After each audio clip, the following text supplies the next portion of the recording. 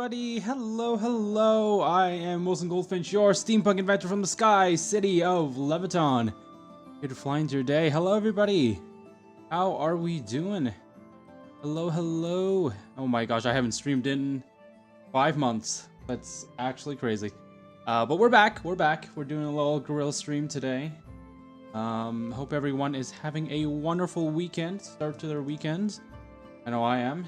I'm really excited to get into this today, so we're gonna get into our TTRPG. But again, yeah, if you don't know who I am, since honestly I haven't been streaming too much, so I get if you don't know who you are seeing in front of you. But I am Wilson Goldfinch, as I said, your steampunk inventor from the Sky City of Leviton. I do a lot of like TTRPG, like game design stuff.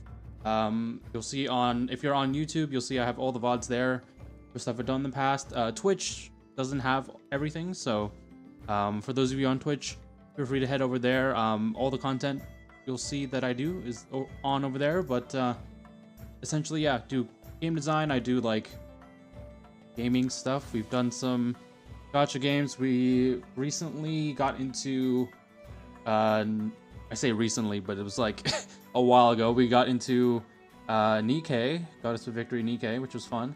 I'm hoping to do that more in the future, who knows, but yeah, got us to Victory Nikkei. We've done a bunch of other gacha games, if you want to call it that. I guess it's more a card game, but Shadowverse as well.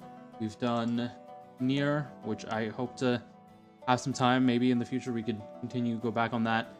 Some indie game titles as well from what's it called? What's the dev company called? Hollow Indie, I believe. Like Chrono Gear, Word of Time. That was really fun.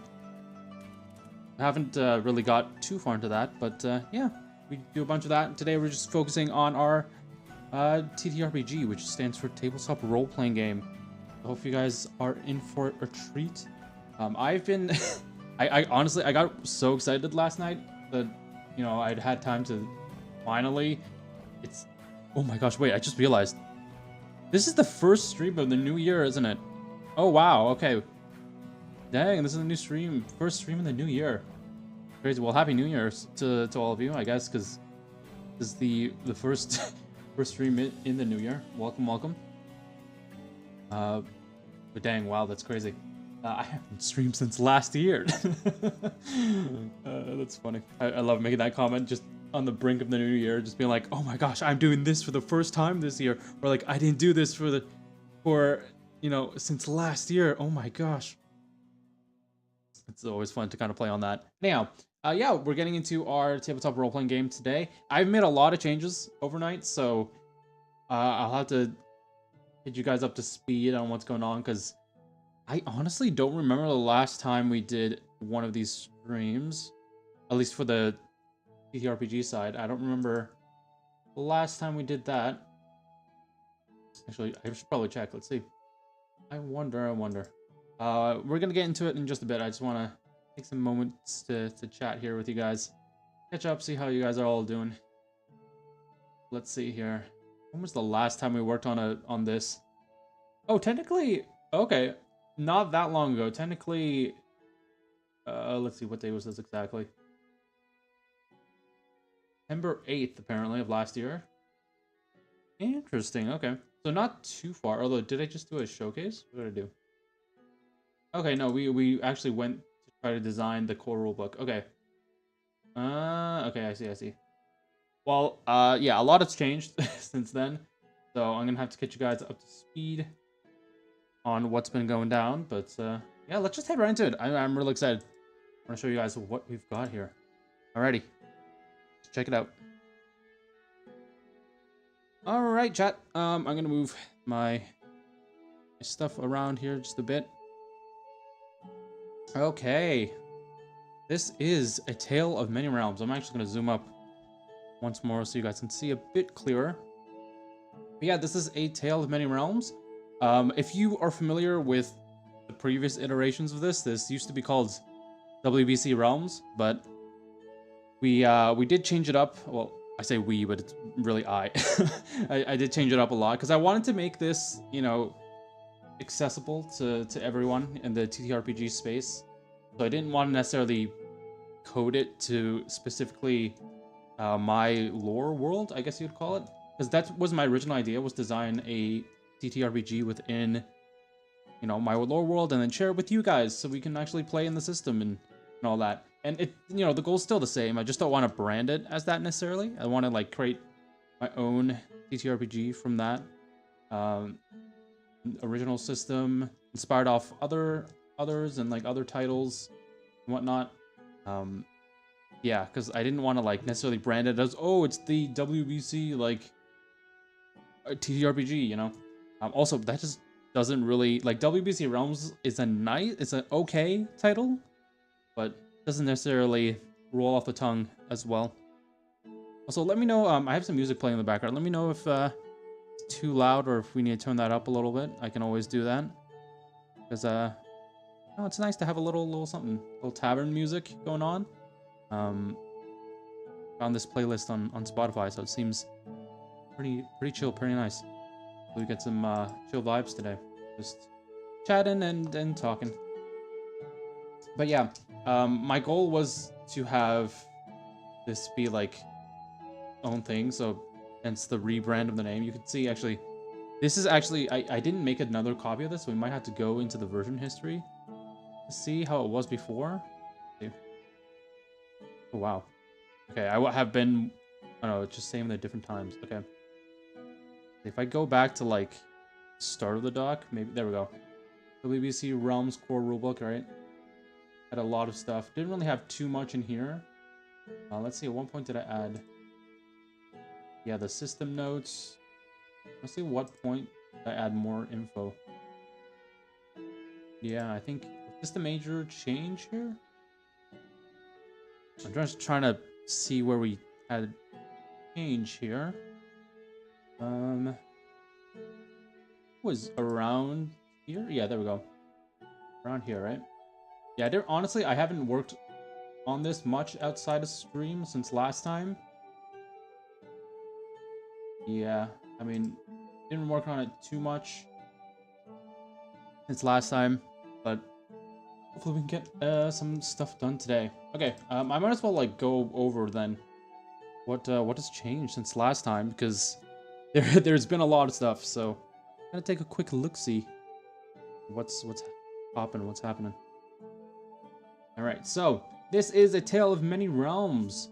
This is the core rulebook I'm trying to make for this TTRPG. Is inspired off of titles such as Avatar Legends, Tales from Elsewhere, Forged in the Dark, Powered by the Apocalypse, and Honey Heist.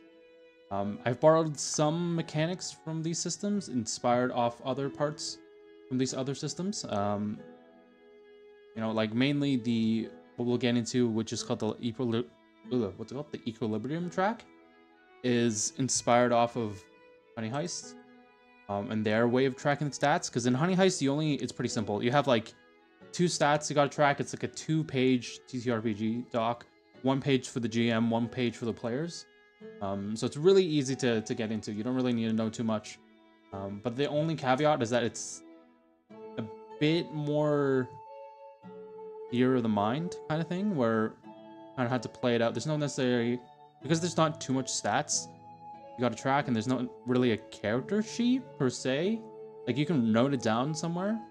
There's not necessarily a character sheet, so then it does make it a little bit harder for newer players, I guess, to really get into it, because new players probably want some tactical stuff rather than just being like, okay, improv time, you know, which can be a bit daunting.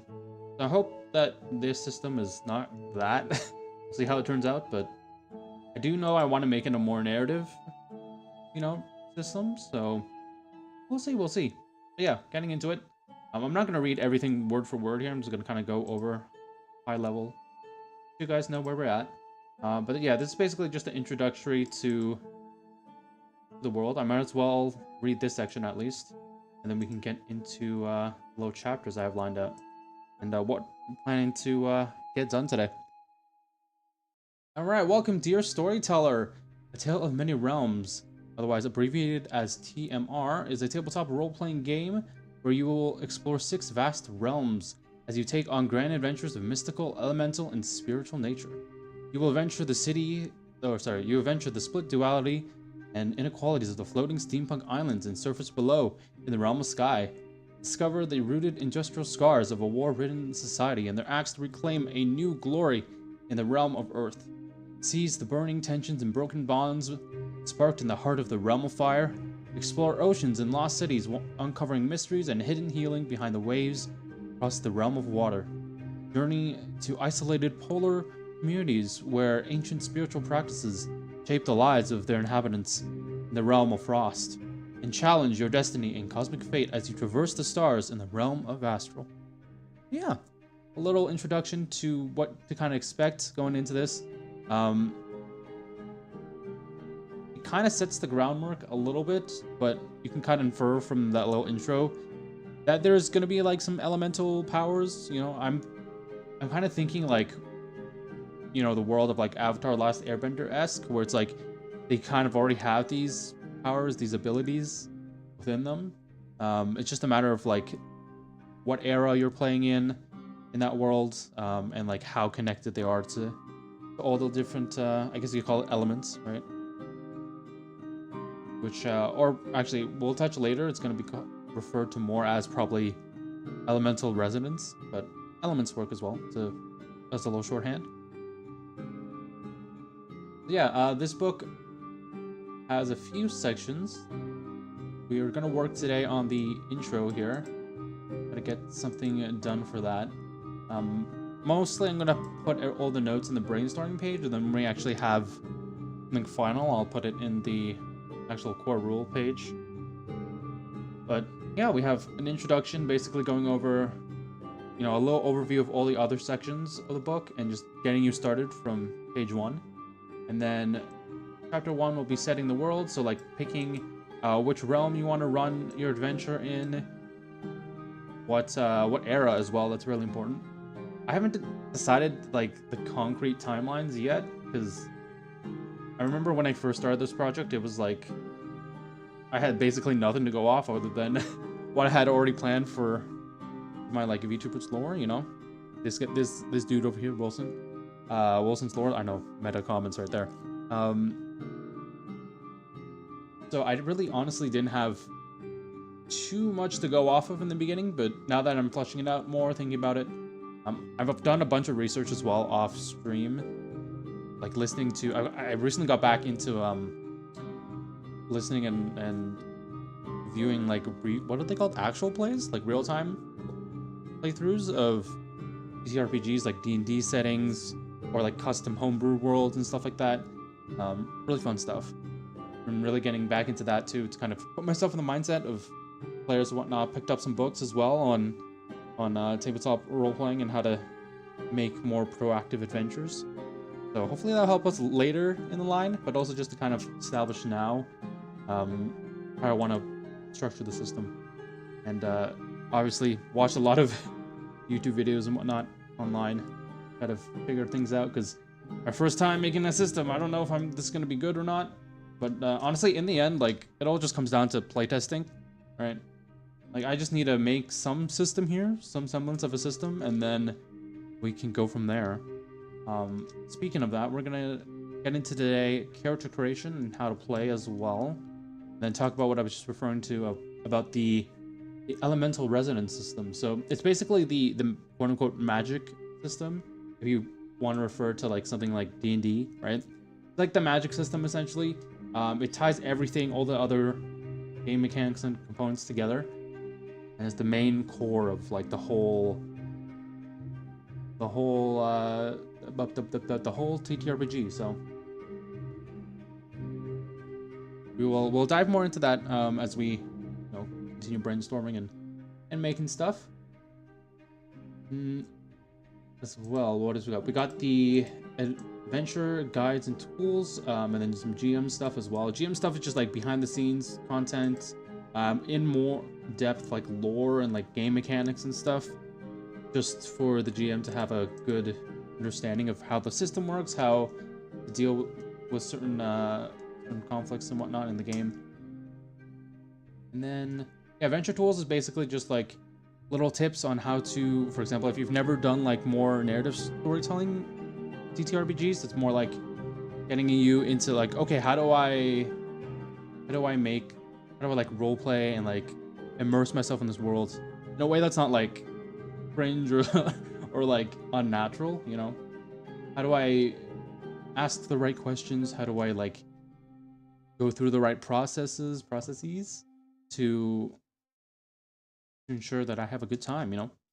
I think maybe somewhere in here or the introduction we're also gonna add. The best things in life are free, and at Fizz We're Mobile, also, that is an ad. Gosh, I hate Spotify ads. Anyway. 5G network for FREE free. No strings attached. But yeah, that's gonna be the core of that. Conditions apply. Boarding for flight 246 to Toronto is delayed 50 minutes. And we're gonna have Sounds like Ojo time. some basic info as well on like I remember a while ago I've written these here. So these are pre-built adventures in our old system, kind of rushed system to be honest. But the old system right here kind of went over like the 6 realms, little info on all of them. I might steal this when I'm going more in depth with the lore, but who knows. And then having like different realms and stuff. So our old system honestly wasn't too much of a system. I kind of rushed it a little bit because I wanted to playtest this as fast as possible, which is not necessarily a bad thing. It's just it can get a bit clunky because if you don't understand your system, then your players won't. And clearly this didn't work too much because I don't know if you guys can see it, but this thing is 52 pages. Granted, you know, half the book is like always setting the system and like story overview and everything like that, so it does take up a while. Character creation. This might as well be the core rulebook and an adventure in one, so it is a bit much. Yeah. Hopefully, you can see we have the start of what we're gonna call the equilibrium track in this new system, and then I'm still gonna keep probably some of these effects and conditions into the game. I don't know how exactly that's gonna work, but we'll figure it out, I guess. Yeah, and then dice rolling and stuff, like this was not really a set system. I technically had like a D6 roll, like a D. Was that 2d6 or 1d6? I think it might have been 1d6 system. But this new system is gonna be a D12 based system, so it'll be very interesting. I watched this video online from one of the lead designer. Oh, I think it's the lead designer from Tales of Elsewhere. And he was talking a little bit about how dice hold, you know, not only mechanical weight but also story weight as well. Because when we look at like, let me just go on roll dice here. When we look at like a D4, for example, this is a small thing, small, sharp, and if you actually have physical dice, this makes more sense. But when you roll it, you know, it's light. It basically takes no rolls when you roll it down. It just kind of plops on a number. So it's good for, at least if you compare it to like D&D, it's good for like small items like daggers and whatnot, usually used for those kind of attacks and whatnot, because it's light, it's sharp. And then we move up. I think, what's the next one? D6. We move up to a D6. You know, it's your standard die. You know, pretty standard stuff. Will cover standard weapons and whatnot. And then a D8 is a bit more hefty than that. You know, a bit clunkier as well to roll. Feels like it has more weight. And then our system is based on a D12. I didn't want to go on like the D20 because I thought that, you know, I don't really see too much D12 systems out there. I want a great system for it. Most systems are either, you know, 2d6 Powered by Apocalypse style, or a D6 based system, or a D12 or D20 like D&D. So I want to try to branch out from that a little bit. Okay, but yeah. They're also getting some pre-built adventures. I might actually rewrite those adventures that we were looking at here, like the ones from my realm, the realm of what do we call it? The realm of, gosh, I'm forgetting all of this. I forgot my own lore. The realm of sky. There we go. I keep getting it confused because it's like it's realm of sky, but our element, if you want to call it, is lightning. So it's a bit confusing sometimes. But yeah, Realm of Sky. I might rewrite these adventures and the ones we've been working on, like the... Oh, what was it? The... Oh, what was it called? Okay, hold on. I need to figure this out. It's the, this is. It was the Solar Sprint. Yeah. I might adapt this then to our new system. And then maybe that will give me a good idea of, like, how to adapt all these things. Because I think before, our problem was we didn't have a defined system. And I was trying to make adventures based off that undefined system. So it was just, like, really awkward to make stuff. So we're going to take it slow, establish a system. Today, I'm hoping to get at least chapter 0 done, like the intro to everything. I've kind of written out a little bit of it so far, like an intro to like what the heck is a kilometer? Well, what the heck is a what the heck is a mile? What the heck is a tabletop role-playing game? And then our intro to our dice system here, or just dice systems in general. Because I know some people might not be. I want to make this as beginner-friendly as possible, so I know not a lot of people not in the TTRPG space or just getting into it might not understand what I mean when I say like D6 or like D20 or something like that, right? So I wanna be able to have everyone go in on the same page, go in a little bit on our system using the D12, and then just getting into like the system work. I'm calling this system the Shards of Creation. It's gonna be interesting. I really love that name. Took a while to kind of brainstorm, but eventually got to it. Now, I am aware that the Shards of Creation, I think that is a card game, I believe. That's like on Kickstarter right now. That was by sheer coincidence. Like, I did not know that was a thing, but hopefully it makes it distinct enough. Because this is a TTRPG. I don't want to make it confused. I don't want to confuse people with the actual game itself. Granted, it is like a newer game, so hasn't reached too much people, question mark. But I know with physical games, there's a lot of like playtesters and like backing for that, so I just hope it doesn't confuse things. Yeah, okay, so let's see here. What are the plans? Finish chapter 0, 4 rules, and then we're gonna also establish today how to create a character in the system. I worked a little bit on it. As I said, I was kind of staying up overnight to kind of work on this a little bit, but because I was just that excited to show you guys what I've been up to. So I may have gone a little overboard here. Ignore all the images. We're just going to scroll up here. But essentially, if we go into this Figma file real quick, this is what I have drafted right now, at least, for what your character sheet could look like. I also had it on the thumbnail, so but this is not going to be the final design, obviously, but we're just going to have something here so I can show it. So we have your elemental resonance. This is basically like what realm or what elements out of, what was it, frost, lightning, earth, water, astral, and did I say fire? I think I haven't said fire yet. Fire. What do you kind of resonate the most with as a character? And this will just be made up depending on some background elements that you pick here, inspired off of Tales from Elsewhere. Another amazing TTRPG that I've seen out there. I think it's still in development right now. I don't know if they've released anything other than like a little playtest guide and whatnot. But yeah, so basically my idea, I'm gonna kind of borrow the same ideas of thinking from that system, where you basically pick certain background qualities, and that like puts you down into certain, how do I say, puts you down into certain like,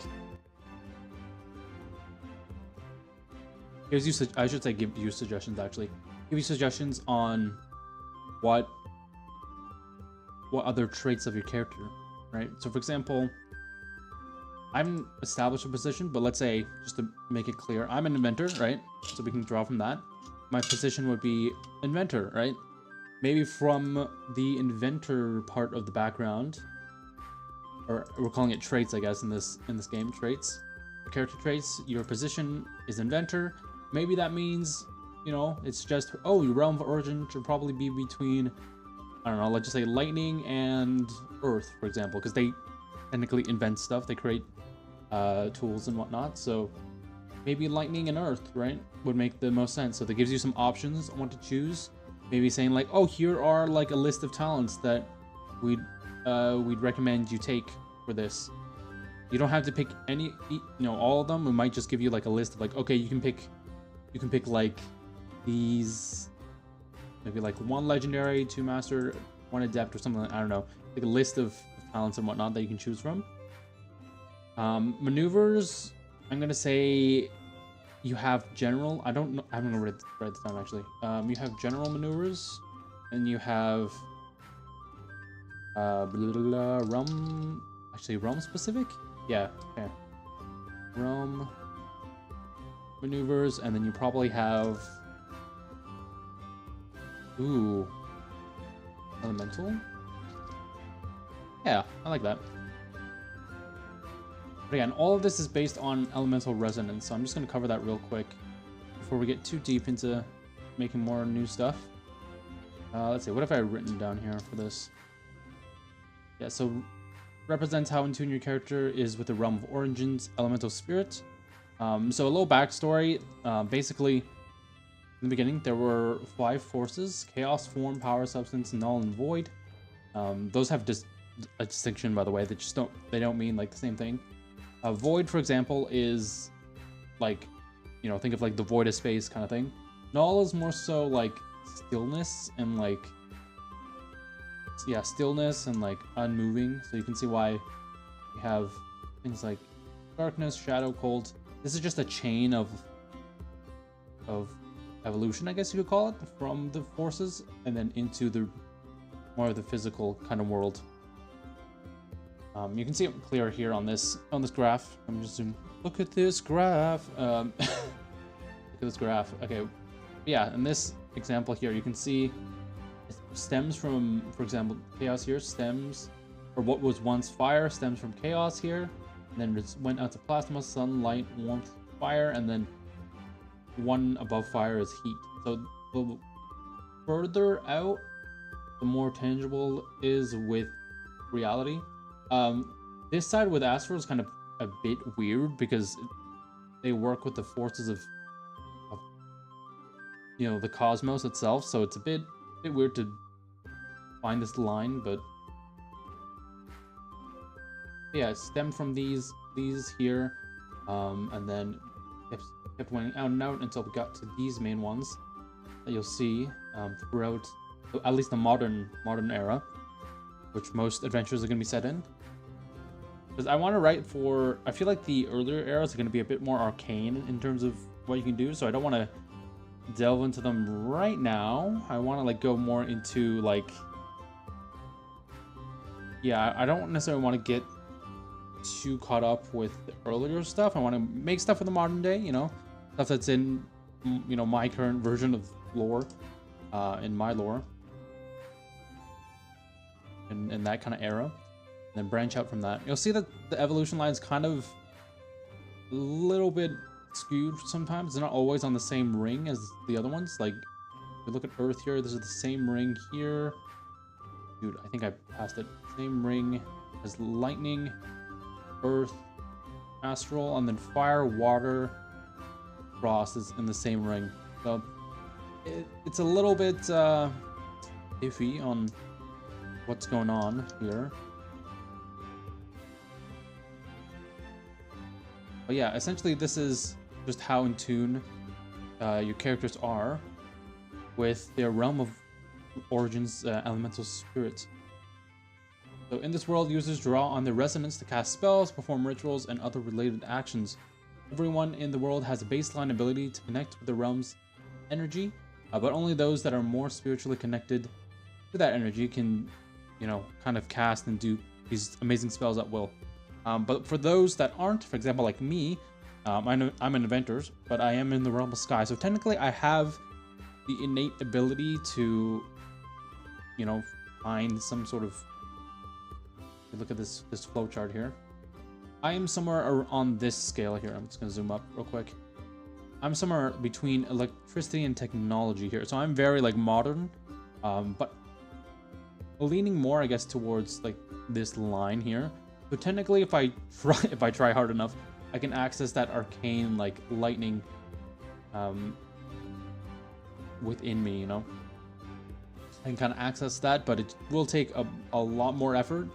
So those that are in the outer rings that really can't access the, you know, the elements or the good powers, I guess you'd call it, the magic system, they rely on more physical mediums or physical practical ways to cast them. So as it says here, through inventions or gadgets, using a medium for channeling energy. So for example, if I had, okay, for me it actually might not make sense, but for someone maybe like in the, oh my goodness, I got jump scared by an ad.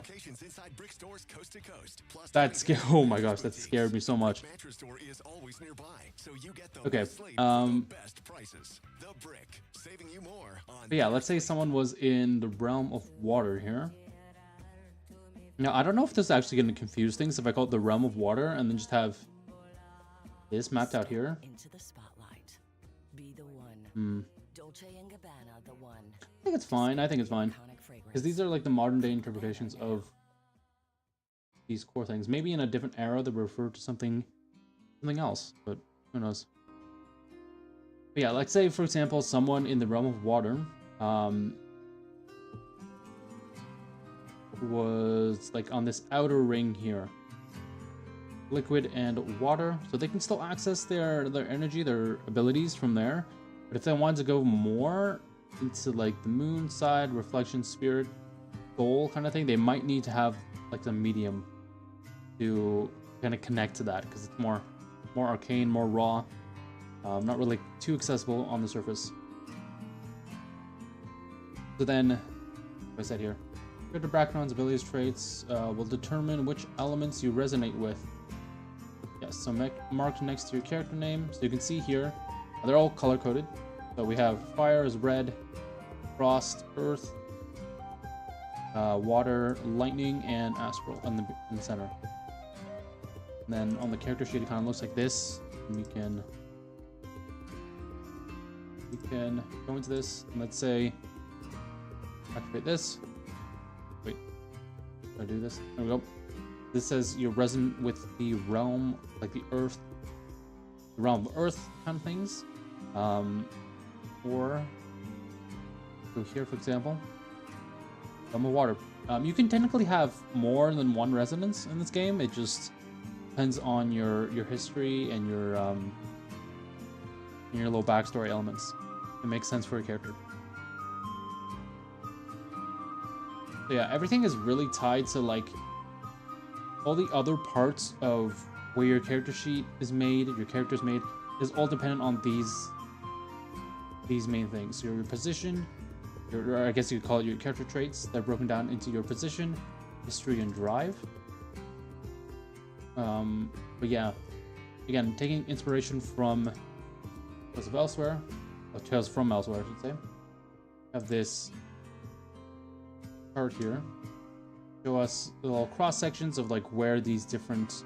I've mapped it on the resonances for this modern era. At the bottom, modern. Actually, you can't see because it's being blocked. But at the bottom here, it just says modern and future era. I'm actually gonna write this down somewhere. Modern and future era.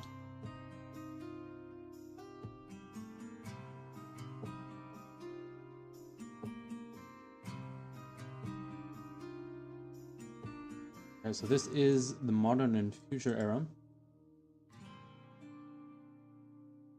Okay, so you can see here that they all have like different cross sections based on the different 1, 2, 3, 4, 5, 6, 7, 8, 9, 10, 11, the 12 different resonances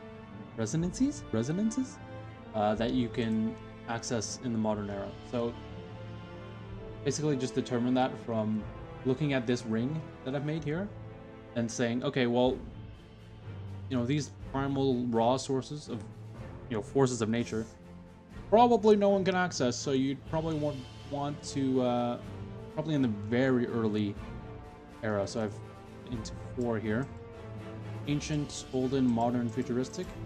Probably during the ancient era, you could have, when the forces first touched down Earth, they probably would have been able to. You probably would have been able to access those raw things. Technically, you can't. No one else can access this unless you're in the ancient era, or actually no, not or. You're in the ancient era and you have access to the amulets.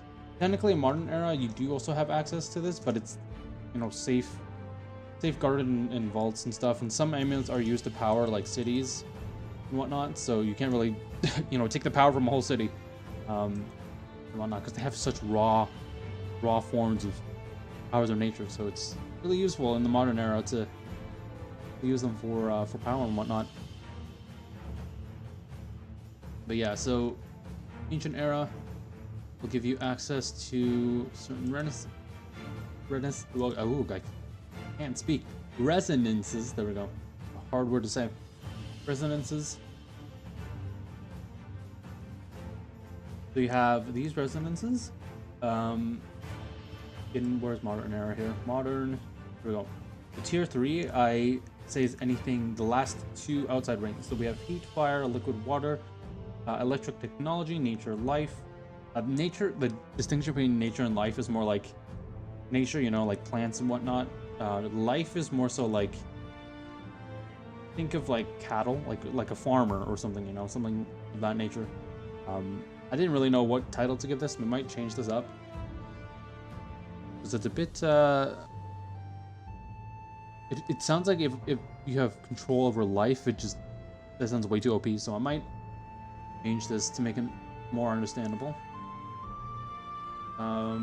Death, fear, reality, cosmos, death and frost on this end. So when we all plot it down here on this, have these little bits where we can put in, how many slots is this actually? 1, 2, 3, 6, 8, 9, 10, 11, 12, 13, 14, 15, 17, 18, 19, 20, 21, 22, 23, 24, 25, 26, 27, 28, 30, 31, 32, 33, 34, 38, 39, 5,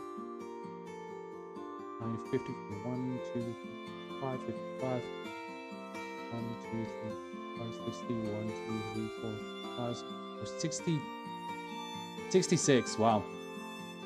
66 different slots for background elements. So either positions, histories, or drives. Obviously, my goal is not to fill in everything. And then the blacked out squares are just any double occurrences. So the heat and heat, that doesn't really make sense. Or, heat and water, that's already shown up here. So just saying, like, okay, where did all these kind of line up, and what kind of background elements would they create? So we're gonna work on that as well today. And then, yeah, that's basically it. Just gonna have a chill stream today. Not too much. Not too much to do.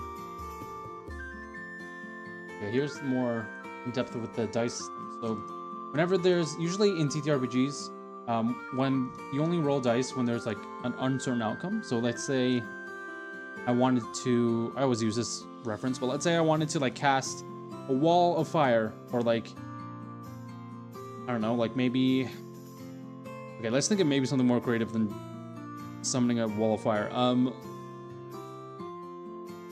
Looking at maybe like, I want to like make discs of ice or something like that like shoot out into like specific parts in the land. That requires a lot of skill and knowledge. So you want to be able to do that. You want to see what the outcome of that can be. We roll our main dice, which is d12. Determine the outcome of that. To the tabletop data, yeah, this is basically just behind the scenes. We're working on some of our TTRPG. Made a lot of changes since the last time we worked on this. It was like back in September, but yeah, just looking at some tabletop data. We're looking into making our own system and game, so we need to establish a good system here to work off of.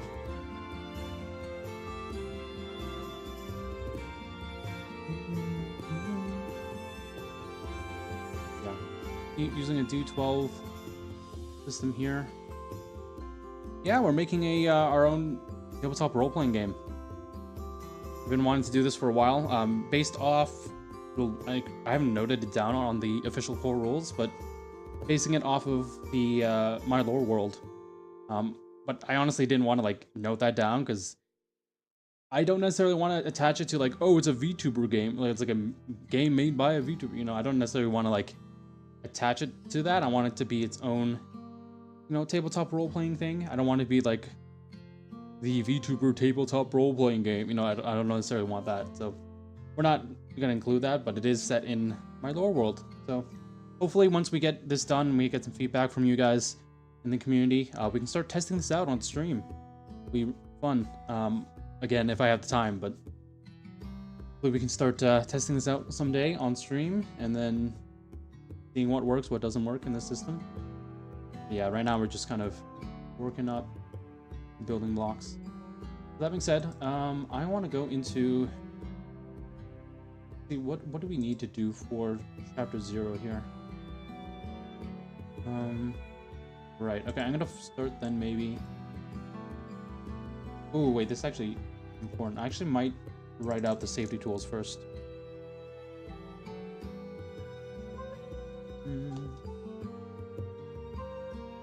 Hopefully the music is not too loud and overpowering my voice, but let me know if that needs to be adjusted, chat.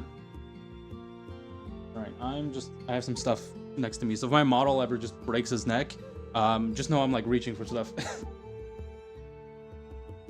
Alright, I've got my Avatar Legends stuff beside me. I want to look at how they do safety tools. If you don't know, in tabletop role-playing games nowadays, there are things called safety tools. So basically it just means like some sort of system to say that if a player is uncomfortable with something, either they hold up some signifier or have something to say like, okay, I don't feel necessarily too comfortable with this, or just including like a session 0, which usually happens before, you know, before any of the adventure starts. Kind of establish, okay, what are we all comfortable with? What kind of feeling do you want to kind of go for as well? Just setting some expectations and whatnot, which honestly wasn't too common even like a few years ago. I feel like they only got you know, popular because of more things like Critical Role and a bunch of other mainline what are they called, actual plays, I think it's called. Basically just live playthroughs of tabletop role-playing stuff. So give me a second, I'm just going to figure out how they do safety tools on this. I might actually want to borrow the same system because it seems a bit interesting on how they use this. Okay. So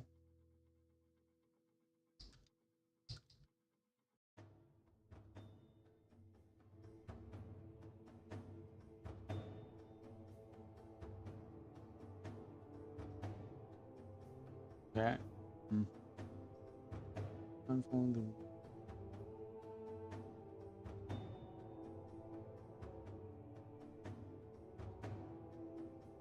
We call this a family-friendly game? I'm just seeing what Avatar Legends does for their safety tools. Also, if you don't know, Avatar Legends is the Avatar: The Last Airbender TTRPG official thing. I thought, honestly, when I heard it at first, I thought it was like, you know, some fan project, but no, it's actually an official TTRPG set in the Avatar: The Last Airbender world, which is really cool. But they take the more like Powered by the Apocalypse style system.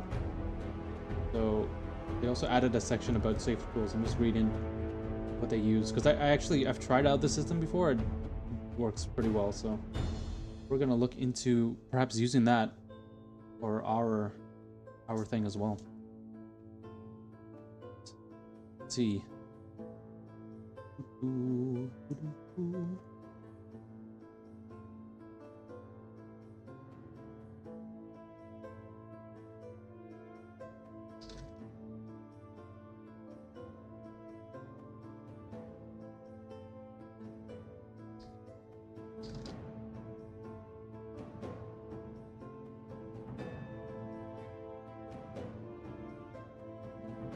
I also want to say that like the different settings, the realms and eras you choose are very important in terms of setting the tone of the game. So if you want something more serious narrative driven story, I probably, right now at least, I'm probably leaning toward Astral or like Realm of Water, Frost kind of thing. Because those connect with the more spiritual side and more narratively driven. Whereas maybe, you know, Adventures in the Realm Sky are more your, you know, typical, not necessarily dungeon crawlers, but your typical like, I was gonna say high fantasy, but it's not really high fantasy. Your typical like adventuring, like kind of what you think of when you think of adventuring, you know, getting together with a group, going on some sort of mission, and then having a lot of fun, essentially. A lot of lighthearted adventures, not too much too in the slums. Kind of reflects as well the realm of Sky, you know, lighthearted nature. Yeah, I'm just trying to reflect that in the safety tools brief here. Very intense.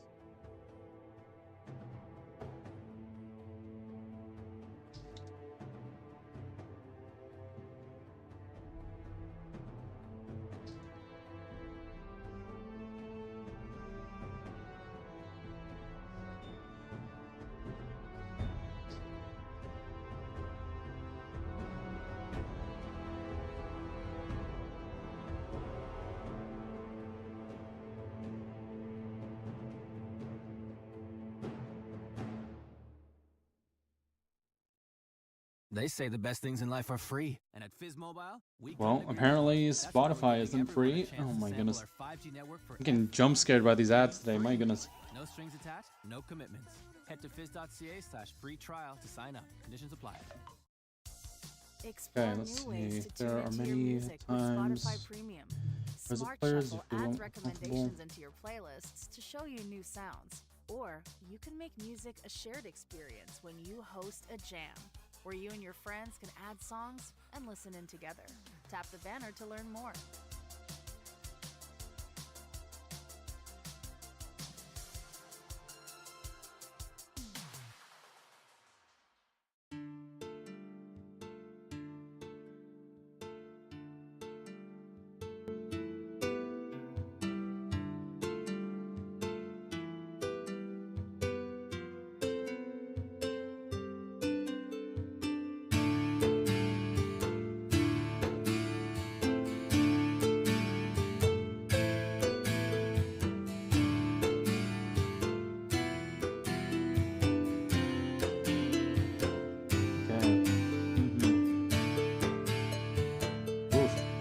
This music is just going hard.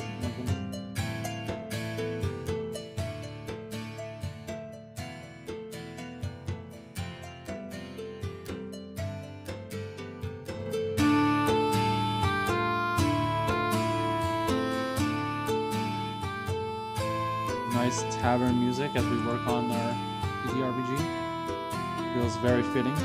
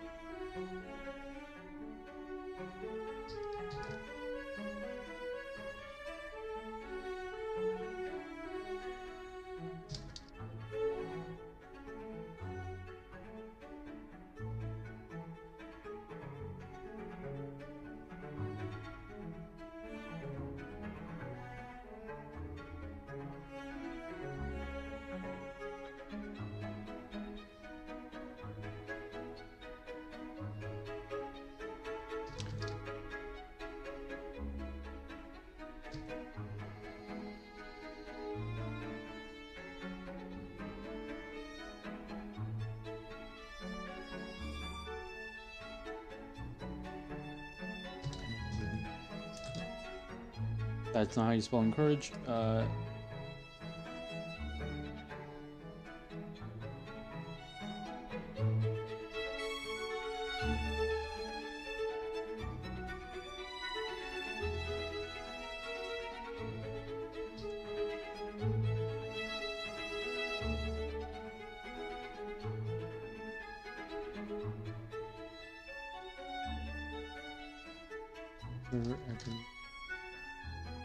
Like I'm repeating myself here by saying sure everyone's having a good time, but you also kind of want to emphasize that point there.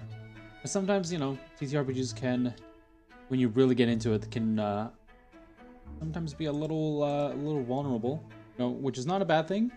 But sometimes it can get maybe a little bit too much. I've definitely seen things online where people get so invested in like a certain scene they're in, or like some sort of scenario that like it's hard to detach emotionally from that, and you kind of need a bit to step back. So safety tools are always there to ensure that not only like as the game master you can get like a break sometimes in those heavy emotional moments, but also if you're a player, just to be like, if I'm not comfortable with what's going on right now, like I can have some sort of mechanism to be like, oh, I don't necessarily feel too good about this. Can we stop and like discuss it, or maybe not, you know, depending on the severity. Let's see, what do we have? After all, it was a good idea to talk before, after, and during the game. I want to add another sentence here.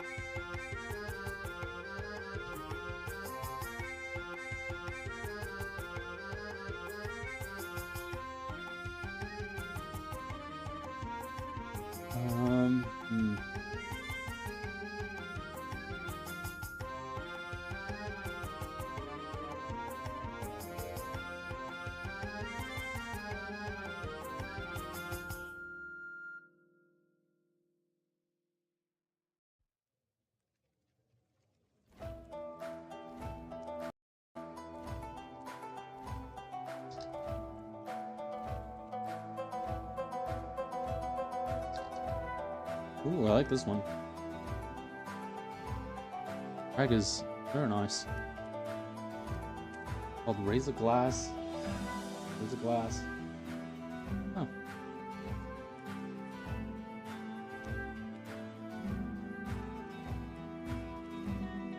Raise a glass and raise it high. Very nice. I'm also trying out something new this time. I didn't know this was a feature. I think they recently added this actually.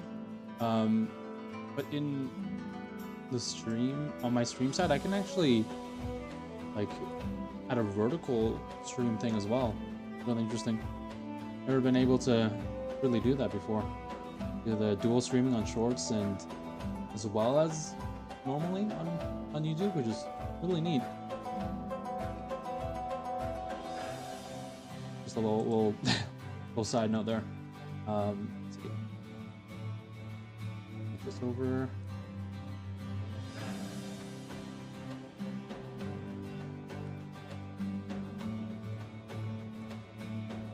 Oh, I shouldn't also mention or Game Master.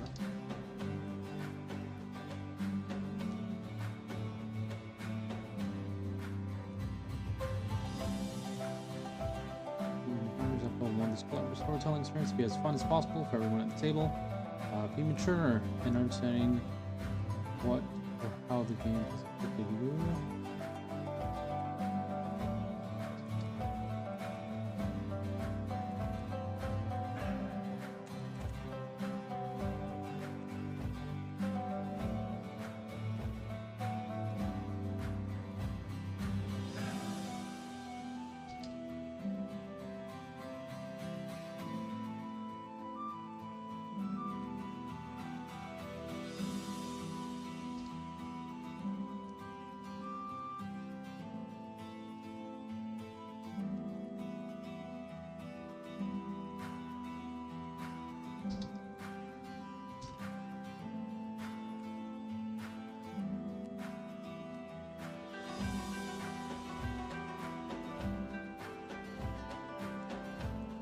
times in which you can...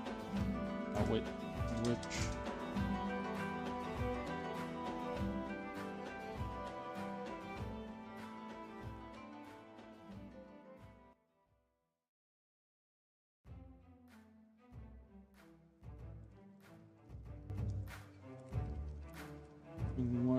How the game has affected you and others, include times in which certain outcomes, conflicts.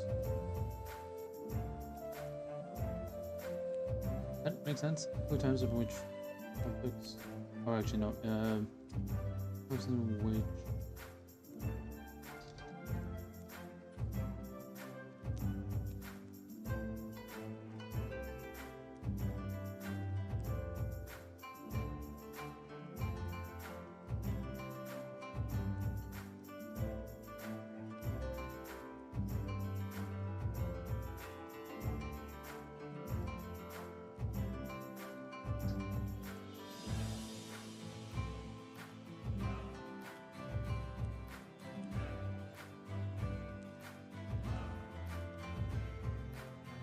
Times in which you thought about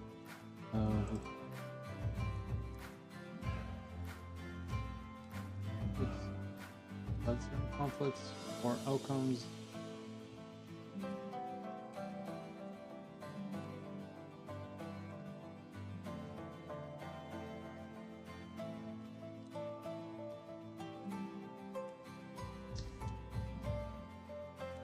Clean.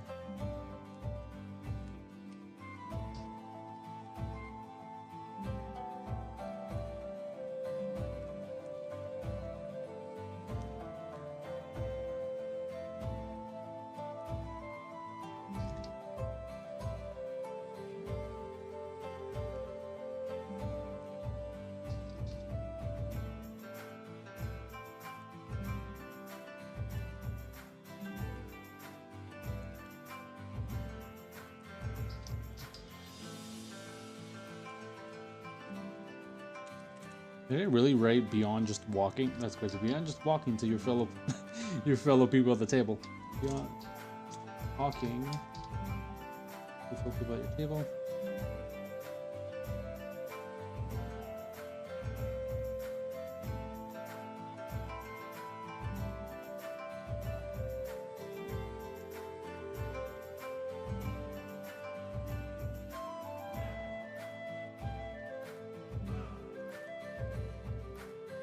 Unsafe a word? Unsafe a word. I don't think unsafe is a word, right? Oh my gosh, it is a word. What the heck? Alright. Didn't say unsafe. I don't think that's a word. Just tools to ensure moments where you feel uncomfortable or unsafe.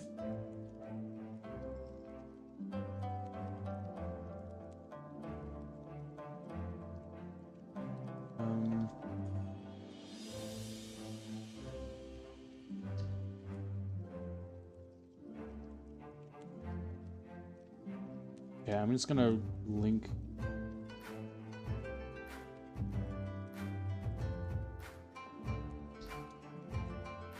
using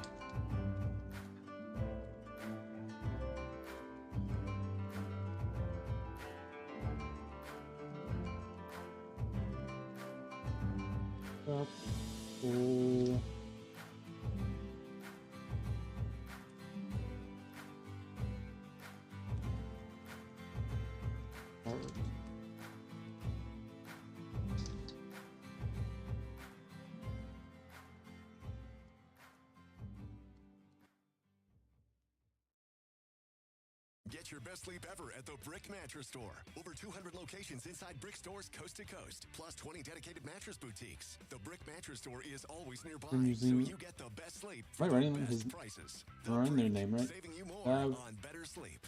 I don't know how to pronounce this. Download and indulge in the tracks you love Question mark? over and over again with Spotify Premium. Tune in to discover an I think that's right. music listening experience where you can play your favorites in any order. Tap the banner to learn more. Okay, actually, I'm gonna link this to Oh, I don't want to take a screenshot. Link this. Link.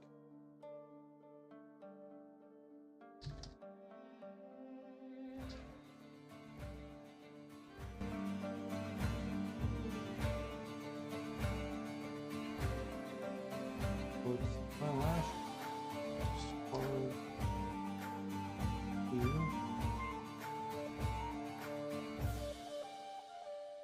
Get this links here.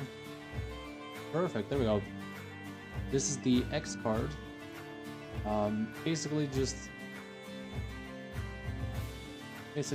saying what it is, how to use it.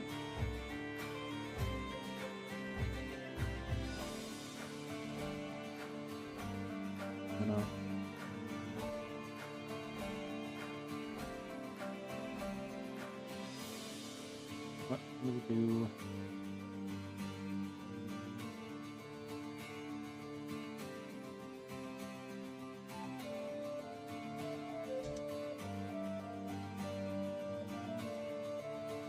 Boom.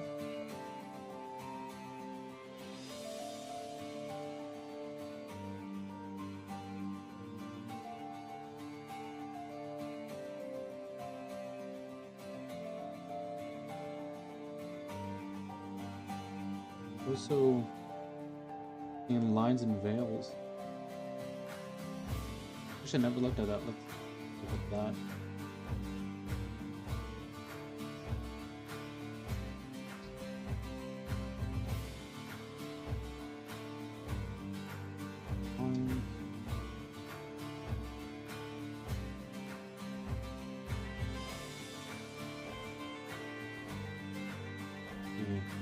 Lines and veils.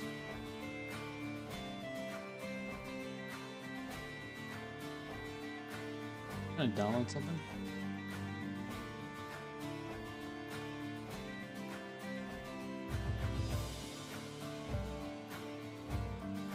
Did I even type that in correctly? Menu URL.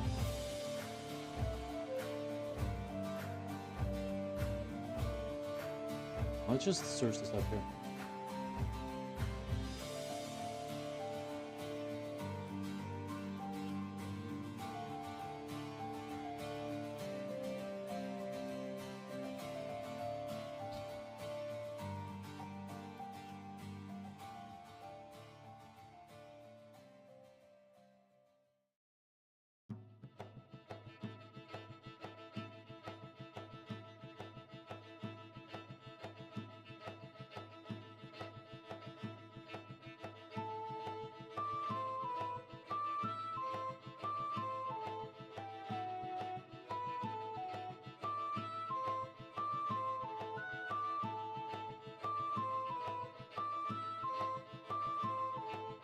I guess for now we won't use this. We'll just use the X card in our system.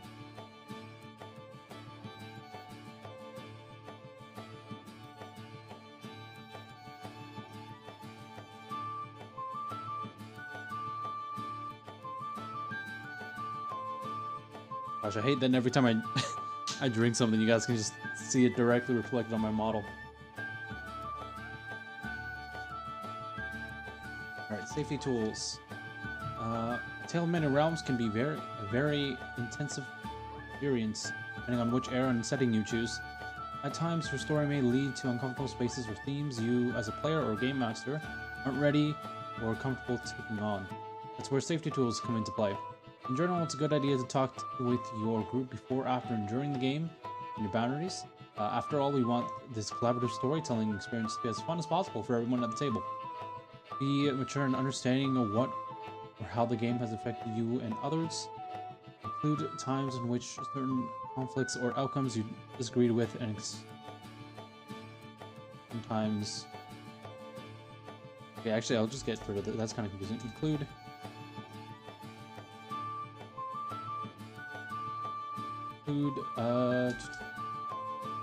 conflicts or outcomes you disagreed with, and explain how you felt during those moments. You may also want to include how you thought about it, or how you thought it should have happened instead. Beyond just talking to the fellow people at your table, you can, and we encourage you, use tools to ensure in moments where you feel too uncomfortable or unsafe to voice concern. Safe to voice your concerns.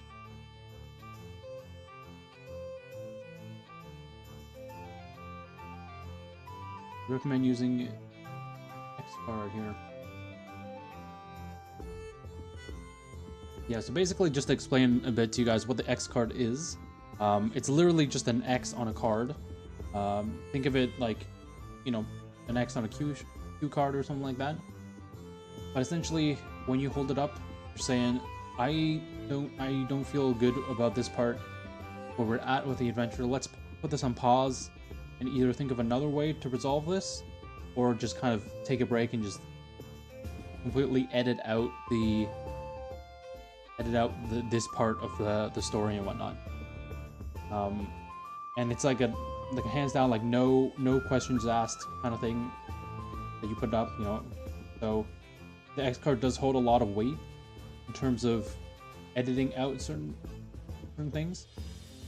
So again, if you're not comfortable with certain themes that are going on, or maybe you just need a break, like as the game master, you might even just need a little break, mental break from the adventure, like a 5-minute break or something. You can use it as well in those situations. Like, I believe in the little brief that they have, it's like, I'd like your help to make this game fun for everyone. If anything makes anyone uncomfortable in any way, and then yeah, we show the X here, lift up this card or simply tap it. You don't have to explain why, it doesn't matter why. When we lift or tap this card, we simply edit out anything an X card is. If there ever is an issue, anyone can call for a break and we can talk privately. It does sound a bit funny, this system, but will help us play amazing games together. And usually, I'm the one, this is, I guess, talking from the GM perspective, Game Master perspective, I'm the one who uses the X card to help take care of myself. As I said, taking breaks and whatnot. Does everyone consent to using this? Is there another tool you'd rather use? Sometimes in your session 0, you can also just kind of discuss things, but if that doesn't go well, this is always a good thing to kind of fall back on. Case. Yeah, that. Nice, safety tools are done. I wonder if there's any other elements actually, when you look at real quick. Character creation, we have to go over. But in order to write chapter 0 on that, we need to first figure out character creation. Same thing for elemental resonance. Adventure guides and tools. Actually, we might be able to quickly cover some of that.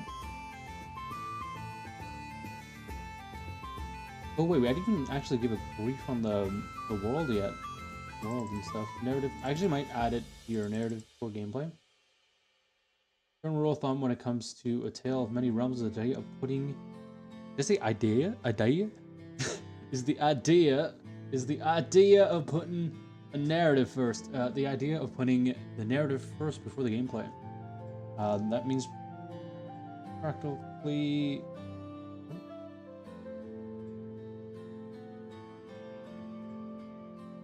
Hold on, what did I write here? Past me? What did you write here? Means that all mechanics. Okay, that's a bit wordy.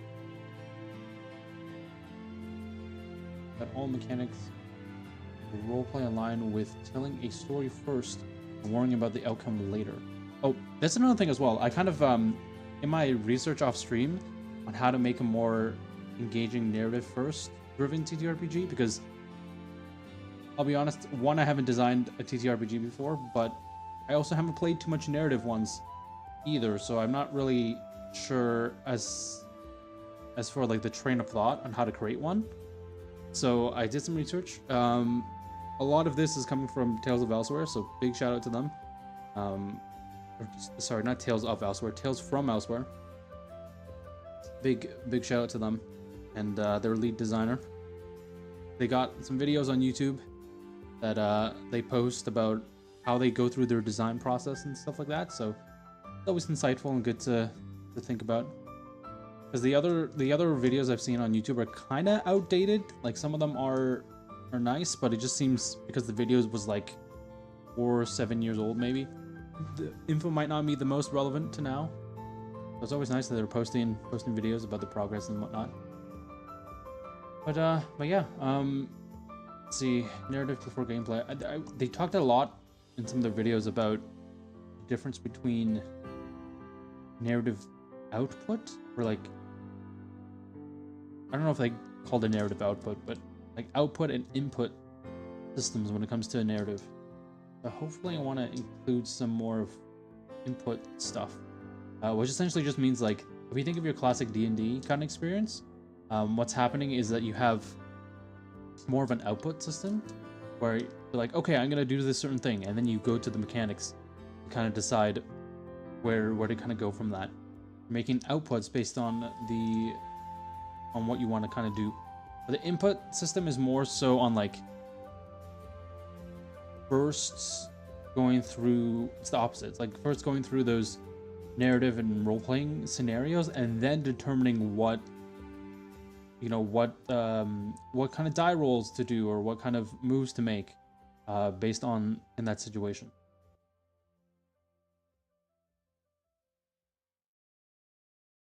So for example, if I wanted, again, to like have a wall of flame come up, I describe, the details of how I do that, and then when I look to my moves and whatnot, it's not necessarily gonna say like, oh, there's this one move that allows you to create a wall of fire. No, it's like more general term or general kind of category that you choose from to make your rolls and whatnot.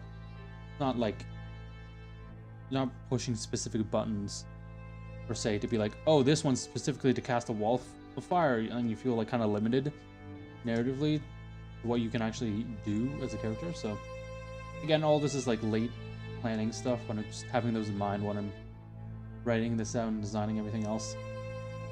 Fun stuff though, fun stuff. Definitely is challenging though to create your own TTRPG. Hopefully I'll have some time as well, IRL, to test, obviously off stream, but to test once I have some core of a system down, to test the stuff in person somewhere. My local like game stores and whatnot. Local game stores, communities and whatnot. So see what they think about it. Which is why I didn't want to frame it as like, oh, it's within like the VTuber lore. I didn't want to frame it as that, because one, I might dox myself, but but also two, like, I just want this to be a good, TTRPG, a good basis for TTRPG, not necessarily based on, or anything, for any reasons, for the love of the game. Anyway, get back into figuring out this. I want to add some section here about pre-built adventures. So I'm gonna actually write this down. I have Rome. And maybe I might categorize this then into, maybe we start off the core rules with one adventure from each realm up in the modern era. Okay, actually, maybe then we have, I'm just thinking how to break this down. I think we might need to add a different section for this then.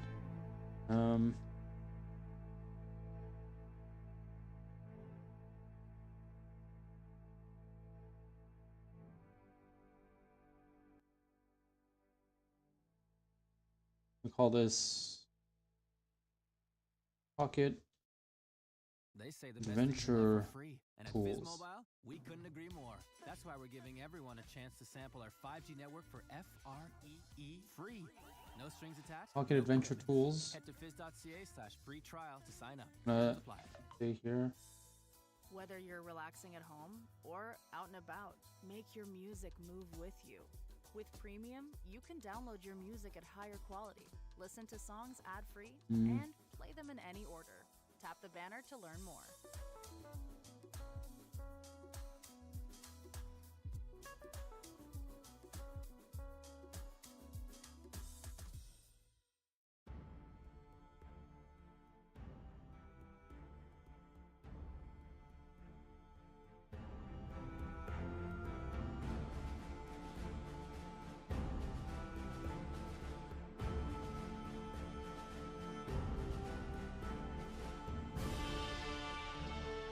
Pre-built adventures.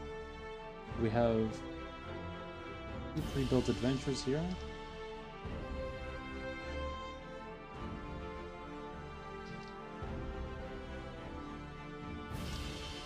Oh, I should also in this, I should mention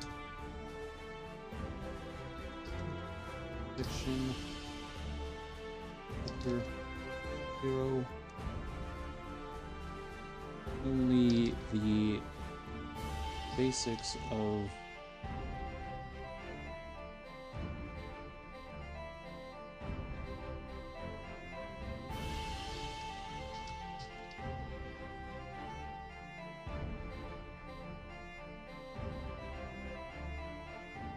more depth.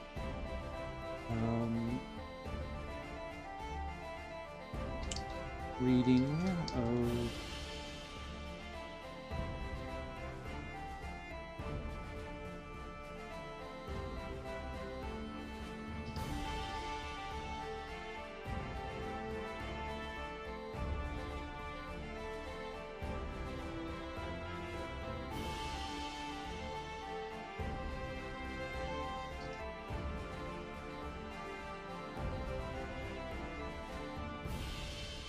I marked it as chapter 5. Yep.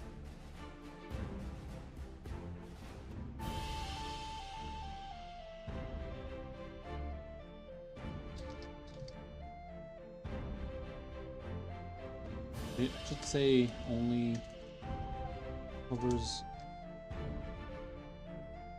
chapter 0. The quick are collection of quick links.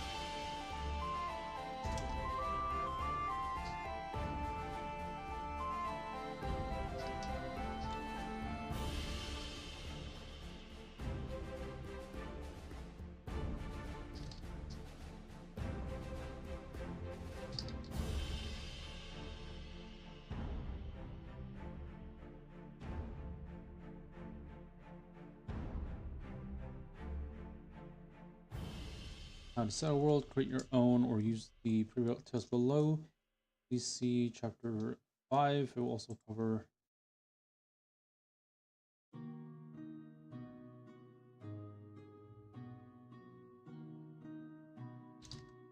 for new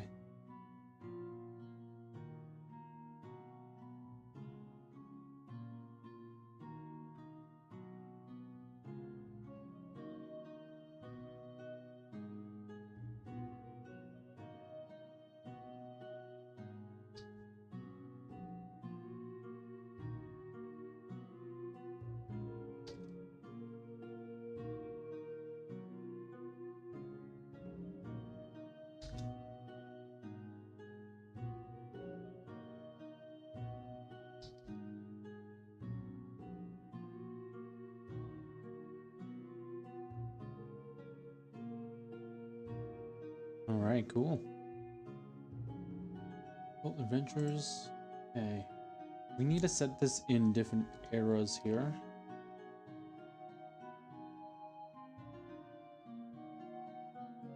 We, right now, just for modern era.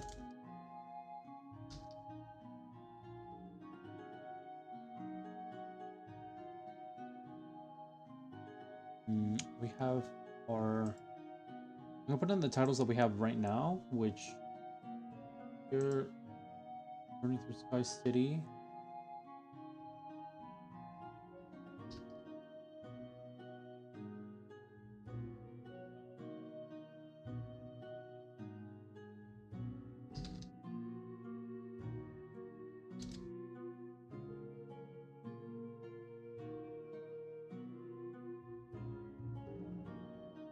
Polar Sprint.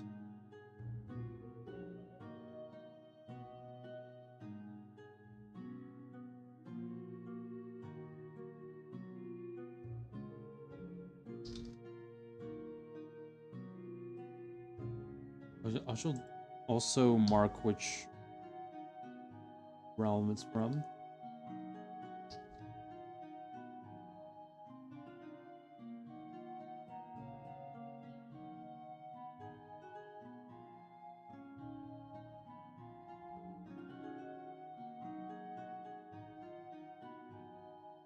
Actually, Starlight Horizon is more astral, actually. You go to space for that. Starlight Horizon, Realm of Astral. Solar Sprint, Sky, Water. Okay, we need a Fire, Frost, and Earth. Create some titles here.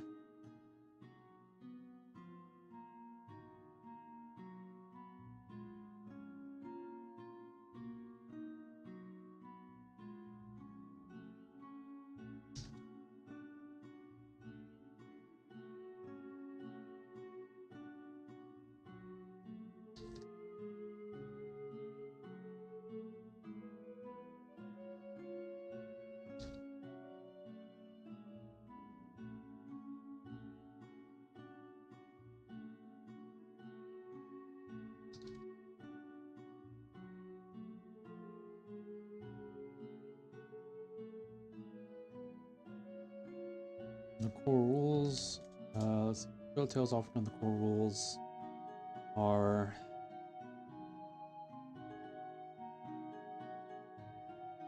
all set in the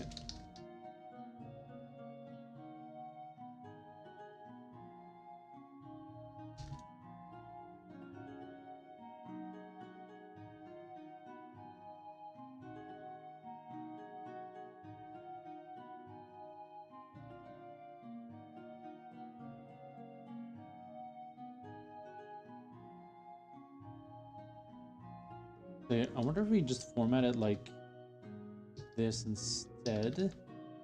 We format it like this. Maybe this is better. A better way to format it. So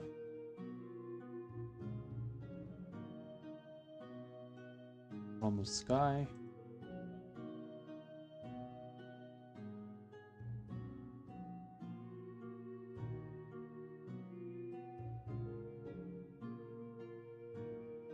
So I'm thinking Realm of Sky is for sure gonna be the most lighthearted kind of adventures. If you want something not necessarily quick and easy, but if you want something, you know, fun, looking for just a good night of classic tabletop role-playing experience, go for Sky. If you want something more intensive, I would say maybe go for Water as a renewal, or adventures like that. Fire, I think, is more, I don't want to say combat heavy, but more like a lot of conflicts between people.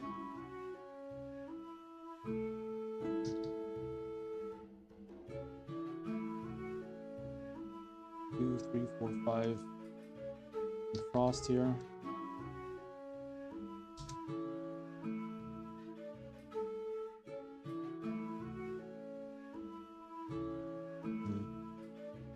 Okay, because I've established this in modern era, I can actually do this. If I want to add multiple things later on.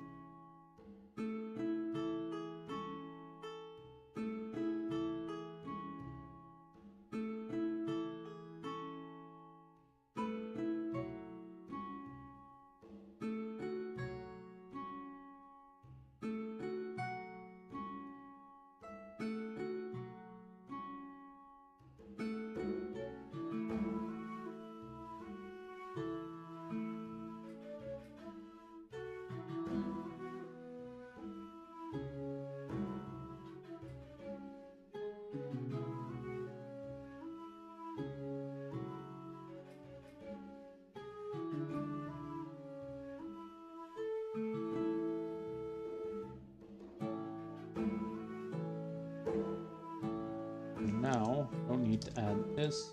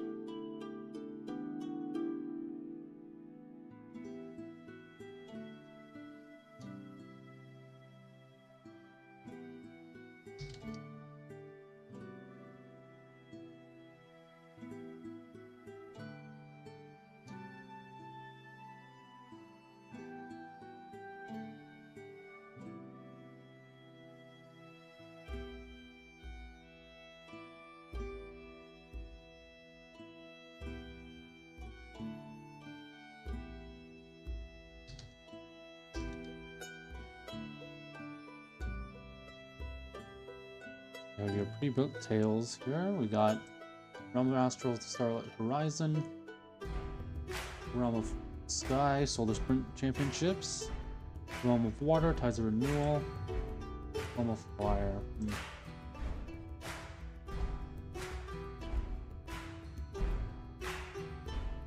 Burning Tensions and Broken Bonds. Okay.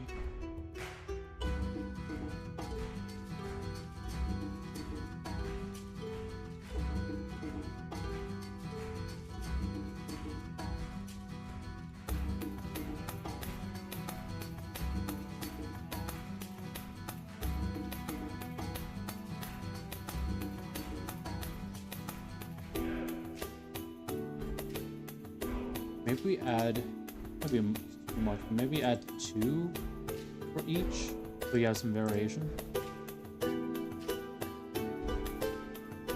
I know this would be a lot on my end to write and whatnot, but I feel like if we're releasing it, we might as well give some variation to the adventures and whatnot.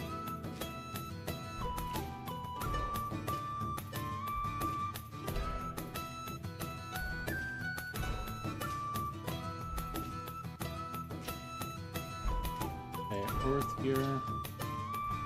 Earth.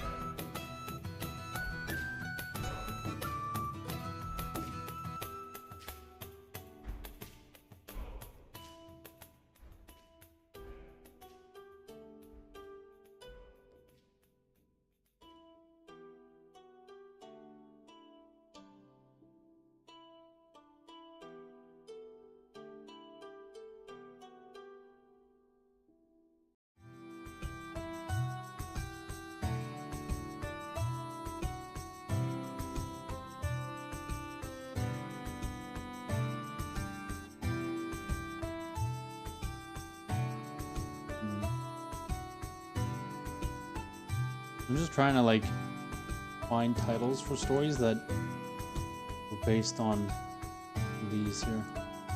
Wait, actually for my realm here, I want to go into a more serious side. So we have a more lighthearted, more serious tone one. Lost at Sea probably will be more, I'm thinking that's immediately going to like pirates and like those kind of things out in the ocean. So that might actually be a more fun one compared to Tides of Renewal, which, as I've written it right now, is all about like the influence of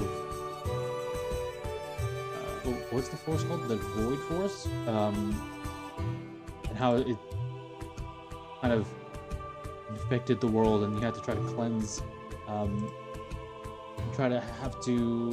to cleanse the spirits that are trying to invade the main like spiritual center, I guess, of the Realm of Water, that city, before it's too late, kind of thing. So that's more like serious tone. Lost at Sea is probably more like lighthearted adventure, like pirate kind of thing, that you could look into. It'd be fun.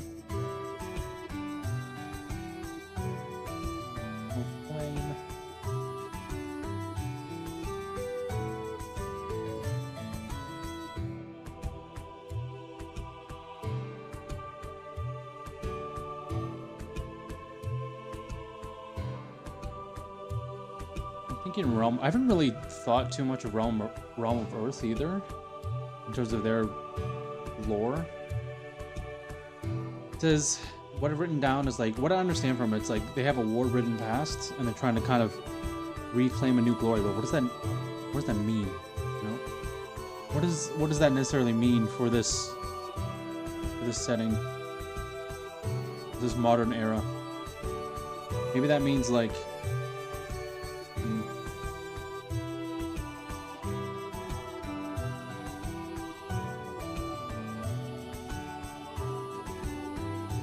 Reclaiming the surface? I don't know. No, that doesn't seem right for modern era. Modern era is like they've already come out of war times. Maybe their city is recovering from that, perhaps. That's the serious side. The more lighthearted is maybe further down the line, where yeah, maybe it's further down the line where they have to like They say the best things in life are free. And at Fizz Mobile, we couldn't agree more. I wonder That's why further we're down the giving everyone line a chance to sample our 5G where... FREE free. Well, I know, like, in my mind, there's probably some relations between, like, during those war times, between Realm of Earth and Realm of Earth, Fire, and Sky. Because Sky is all about, you know, the tech side of stuff. Fire and Earth kind of work together because they build tools, right? They need the forgery equipment, the fire, the flame of the Realm of Fire, so the people of the Realm of Fire, so maybe that could be the more serious side. I wonder what kind of like fun adventure though you can have in the Realm of Earth. If you guys have any ideas too, let me know. Let me know, chat. I want to get your guys' input on this as well. Any fun ideas for like settings and things?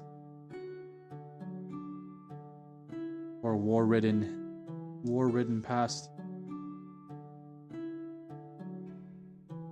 Okay, Realm of Frost is like, they're very spiritually connected, the most probably out of all of them. Or maybe water is. Because Frost is like a branch off water, at least in my mind.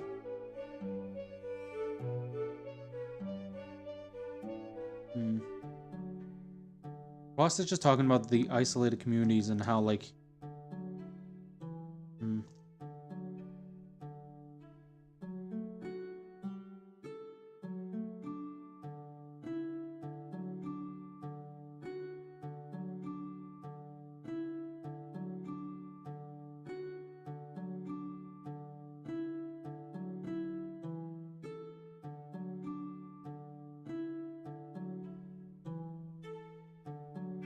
Oh, you know what would be interesting to explore as well for Astral? Because they're not really... They come from the Void Force. Like, that's their original core, their center. And in the lore of this world, the Void Force sought to basically eradicate the other forces that now tie to these different realms. So there's this struggle of people from the, you know, from that teaching, that line, that people think they're inherently evil or inherently like out to do bad things, out to do wrong, you know. That could actually be a more interesting little thing there.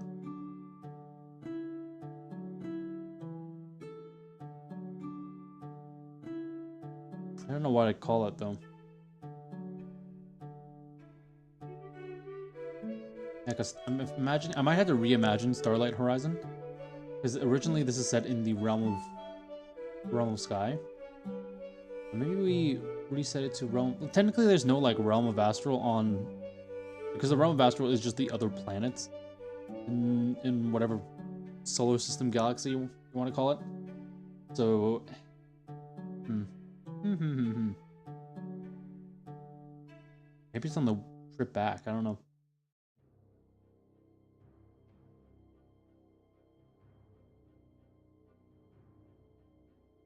Ooh, wait. Forge is in the dark.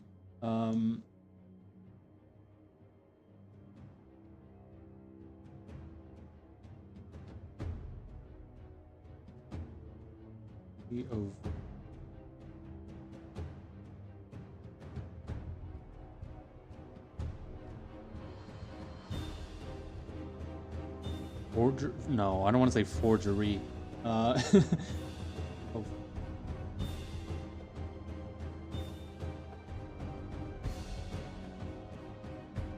Destiny? Is that too much? Destiny? I think you forged Destiny? Ugh. Yeah, no, I don't like that.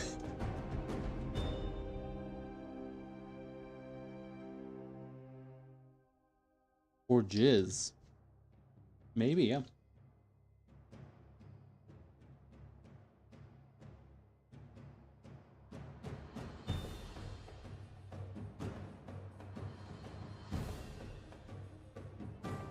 It's fitting that the music right now is called Call of War as we're working on Realm of Earth. That's funny.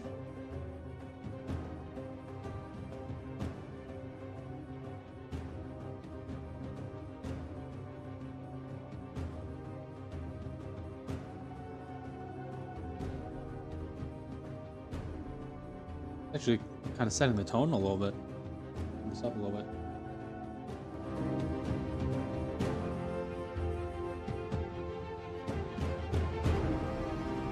Your forges.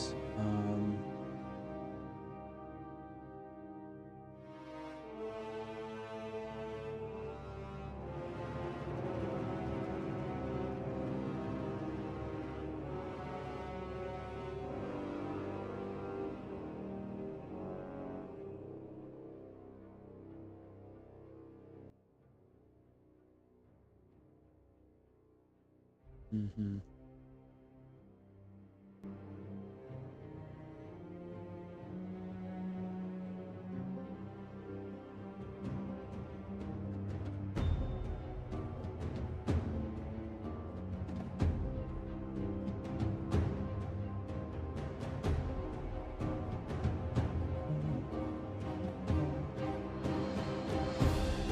Gosh, this music really setting the tone.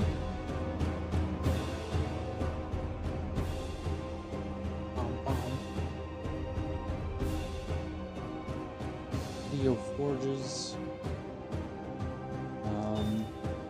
Forges, does it sound too similar to forgery? Like, I don't want to have it seem like that.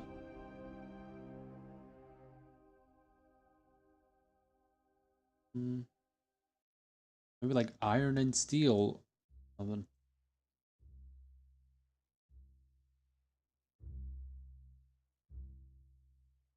I don't know, what could be a fun thing? Maybe looking into the nature side could be kind of fun. Realm of Earth.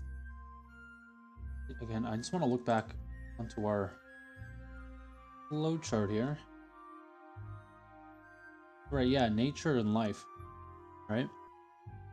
For modern era.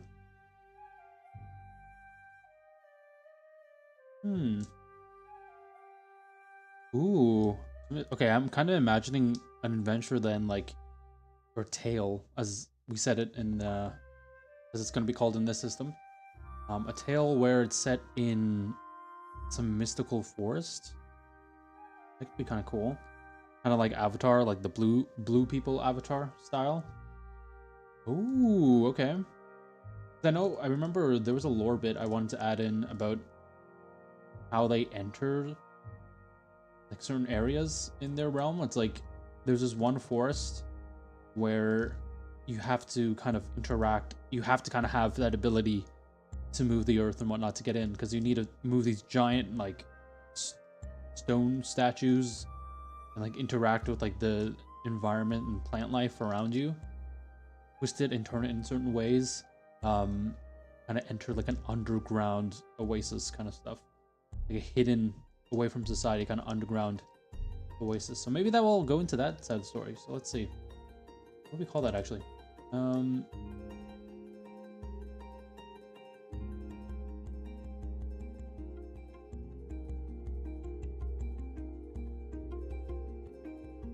Something in nature?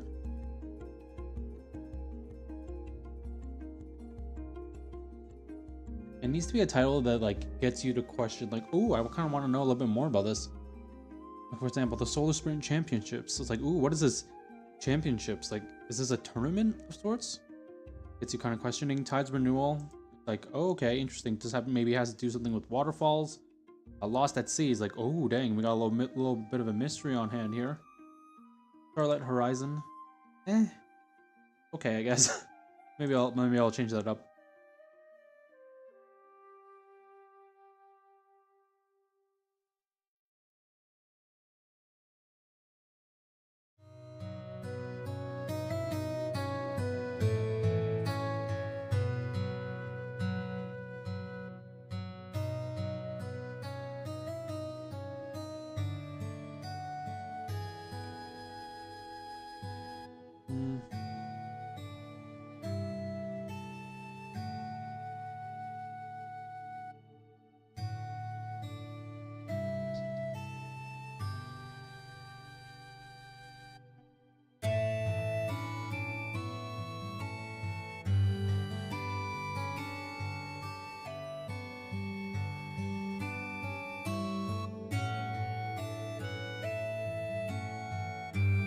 Maybe I want to use like grove to describe this.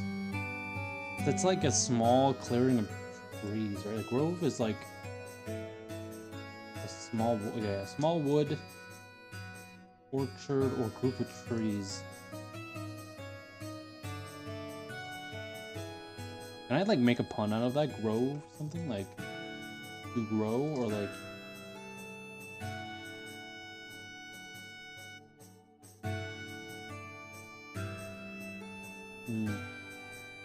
okay, I want to have like a location name and something like blank grove.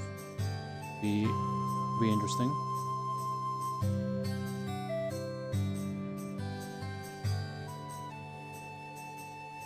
Any suggestions, chat? Let me know. Otherwise, you can always try to come up with something. Grove. What is related to grove? I'm thinking like my mind immediately is going to like cottagecore kind of stuff. Cottagecore, kind of relaxing in the elements kind of stuff. Grove, Summers, Grove. Maybe center it on a flower would be kind of nice. Okay, maybe I'm gonna search some flower symbols. Flower.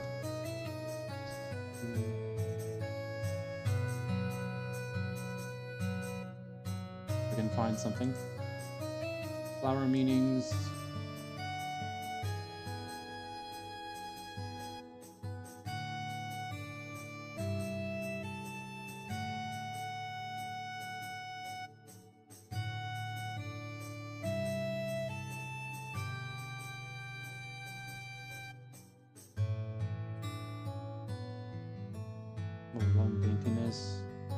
Not necessarily what I'm going for. Silence, maybe? Let me go. Interesting.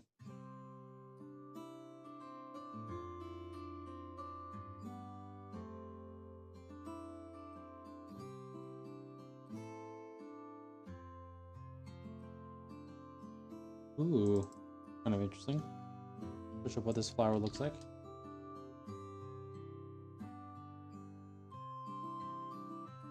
Oh, it's these things. Okay, interesting. Ooh, okay. Maybe. Done on the list.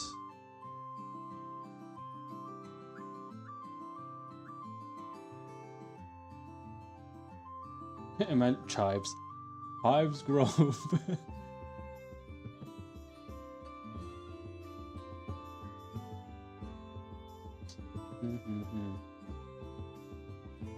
Oh, cheerfulness. This might be actually... Ooh, look at that. See, these are like the little... This is what happens when you start to like plan out the lore world and whatnot. The worlds around TTRPGs. It's like you sometimes get into these little rabbit holes where like you go off into articles and like just learn about this, either like a really niche topic or just some random thing that kind of relates back to what you're doing. Oh.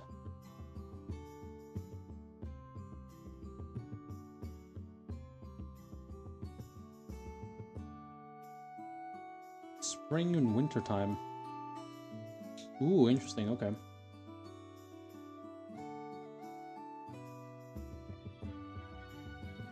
Already these meanings are like translating kind of what the adventure wants to look like. So if we choose, for example, the chrysanthemum, right? Depending on the color, but chrysanthemum, right? Take this, for example, like, I love you as a sentence. How do we translate that to like what we said already about the setting? Maybe it was, here's the idea from this that maybe it was less built as like a shelter and more so as like a dedication to someone or something or some sort of event that was meaningful to this person. So we kind of adventure that area, little grove. You know, it's not a full-on forest, just this little section of trees and whatnot. It's like a dedication. What did I stutter on that? With like the dedication to like a certain person or object or figure. Very interesting. Very, very, very, very interesting.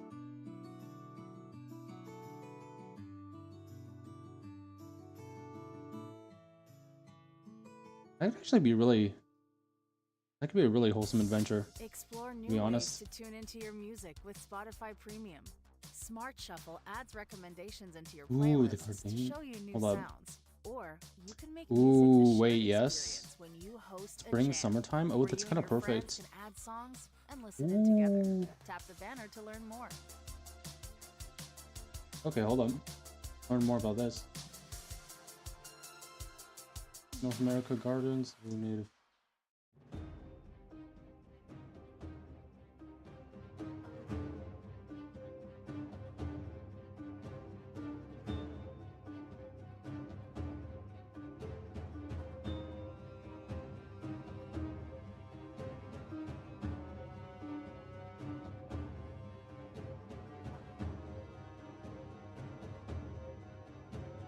Also learning about the plant, if we theme like the area around this plant, then it can give us some insight into like the surrounding area and like what it's like as well.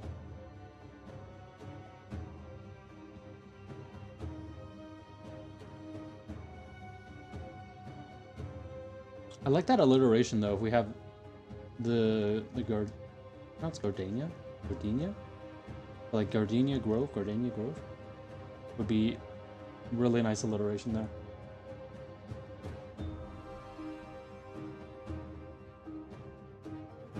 Colors does it come in? White and yellow. What does the yellow one look like?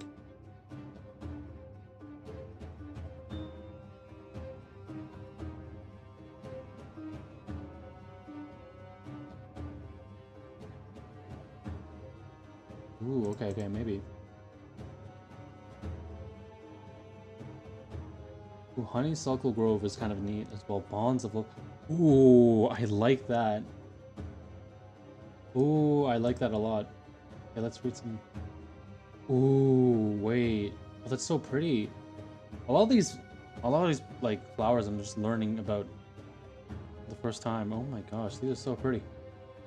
Coral honeysuckle. Ooh. Ooh, very nice. Only blooms in summer.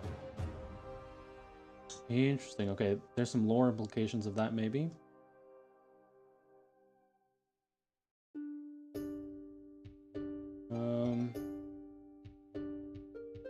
Two clusters.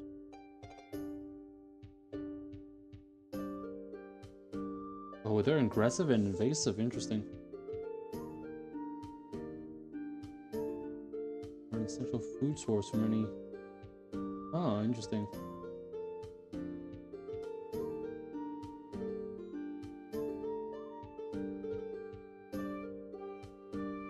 Honeysuckles make fruit in the fall. The berries are valued as food by songbirds and small mammals. Okay. That's a good consideration as well. Honeysuckle Grove. Oh, I love that name already. Okay, hold up.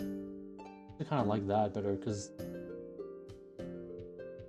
secret love, like secret tunnel, you know, that kind of vibe I'm getting from the Gardenia. Secret tunnel kind of vibe. That would be kind of funny though to add in like an adventure. Secret tunnel kind of thing. But like, oh, that's nice. Okay, I'm gonna be stuck on this page forever if I can't figure out what to do with it. I'm actually gonna save this to my folder real quick. Nice. Okay, I think we're gonna choose this then. Honeysuckle. Only blooms in summer. Have orange, pink, purple, red colors. Very nice. They're gonna search for some more images of this. Oh, look at that. Ooh. Oh, it's so pretty. Come on, let's see. Orange, maybe. Orange? Ooh. Oh, that's cool. Orange, pink. Pink is interesting. Oh my gosh, that's so cool. Oh, that's so pretty. Alright, yeah. Oh, I'm liking that. What am I looking for? Not anything in particular. We're just seeing... I want to make more of a lighthearted adventure for the Realm of Earth. So we're looking at, like, inspiration from different flower types, because I have... Part of the lore I have is that, like, within...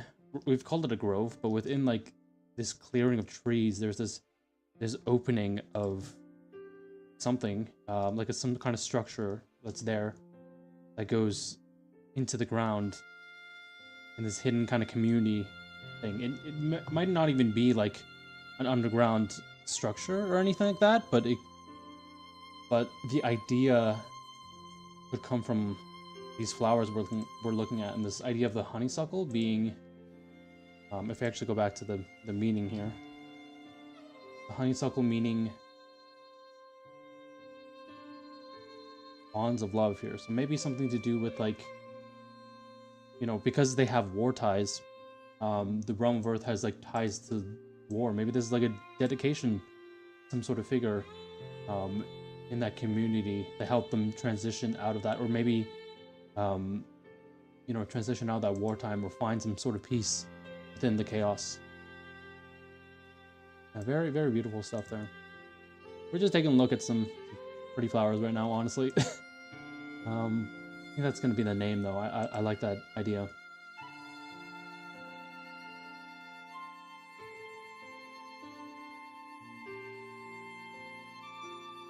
Can you imagine just, like, a clearing of trees as, like, morning dew?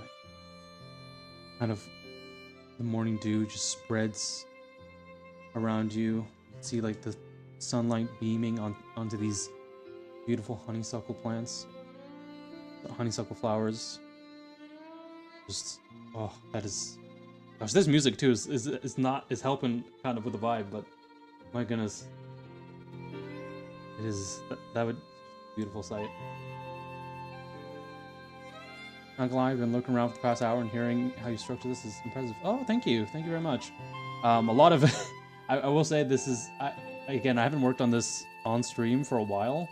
Been, like, as I said, since September, but I have been thinking about it a lot off stream, and trying my best wherever I can to kind of fit in some time to do some work, if not just, like, a bunch of research on other systems and, like, how they structure everything. Because, again, I want to get, like, a solid foundation working first before I test anything. But yeah, thank you so much for the comment. That's very, very nice of you to say. Gosh, I love this idea already. I kind of just want to step into adventure and, like, make this. This music is helping me so much. Just the picture, this place, the serene nature of it. I kind of want to see what is a red? Is this the red? I think this is a red, right? Purple. Purple's interesting. Cool. Ooh. Who knows? Maybe in the future as well. Once I'm at a stage where I feel like the system is solid and it's ready to kind of take out into more steps, that we, you know, that I reach out to you guys to maybe help commission some art for the official, like, books and whatnot. Maybe we launch, like, a Kickstarter or something to kind of fundraise the creation of all this. Bring it to all of you guys. Who knows? Again, that's really, really far in the future, but something to think about. Alrighty. Let's see. Realm of Fire. About. Okay, now I kind of want to take a similar route we did with the Realm of Earth, and think about what symbolisms we can get from objects or plants or some sort of thing.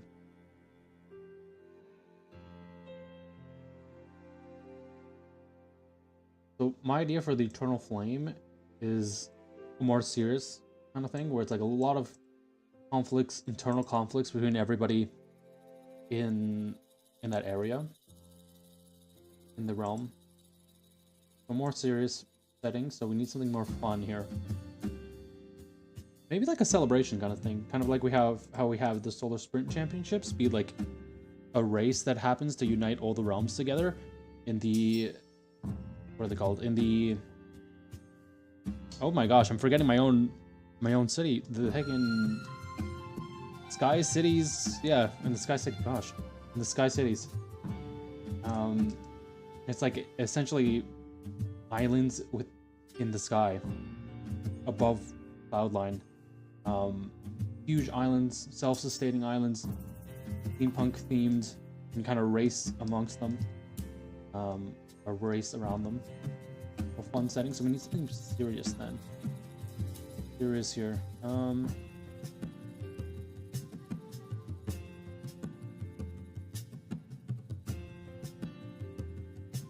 Oh wait, I want to do something, yeah, maybe with the surface land below. Ooh, that could be cool. Because we have the sky, now we need to hit the land part of the Realm of Sky. Because it wasn't until recent that the Realm of Sky had those sky cities that, you know, lore-wise at least, that I live in. Let's see. Those Sprint Championships, maybe have... What do I call this? Land?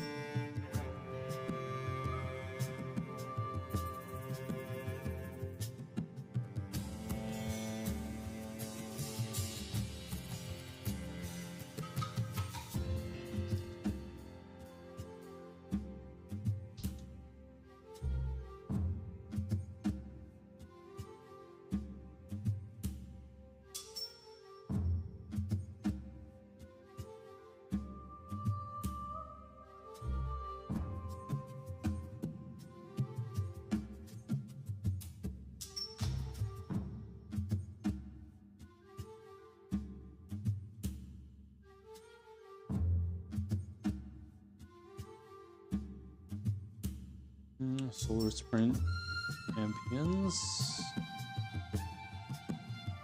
Championships, F1, serious setting.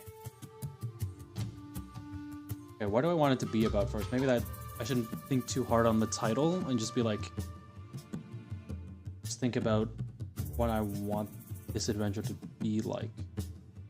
Is it only me developing this? Yeah. Unfortunately, it's only me right now. I might bring in some other people in the future. Obviously, I'm going to bring in playtesters as I, you know, solidify a system, but for now, it's just me.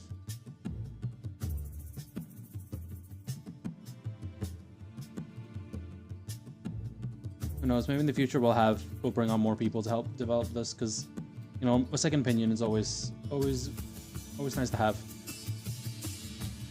And as I said, like, maybe once we get this off the ground, we have like, you know, we think of like going some direction for like the art and whatnot. We can bring in some people for art, or maybe even just like the settings of worlds. When we have some consultants, or someone who like is on the story side, giving more ties to, you know, to real life. Because my knowledge doesn't spread too far, so some people might have more knowledge than me of like how these kind of worlds translate to real life.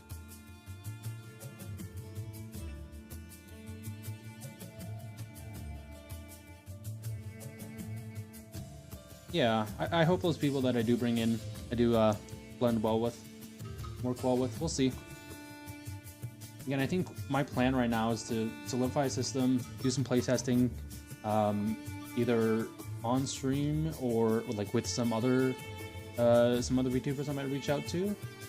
We can do a little collab, maybe even like a tester off, you know, like a off-stream tester, just to see how things work. And of course, I'm in my like local game stores and communities as well to test this out.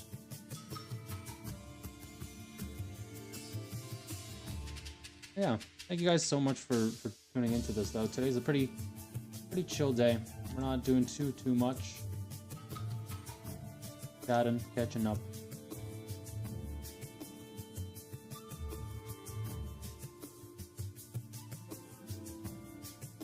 Also, I should mention as well, if you guys haven't already, stay hydrated, yeah? Because this is gonna be a longer stream. Try not to talk too much today because my throat's kind of already sore. I'm not used to like streaming anymore.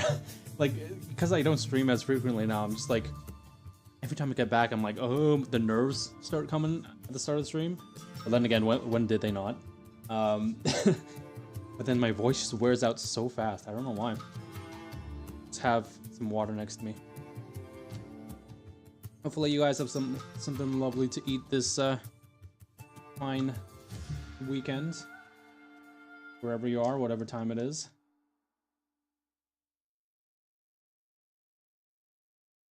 They say the best things in life are free, and at Fizz Mobile, we So maybe I want this more serious adventure to be about exploring the land. Like, essentially, my idea is that there's the realm in the realm of Sky. There is the where I, lore-wise, where I live, which is in the Sky Cities.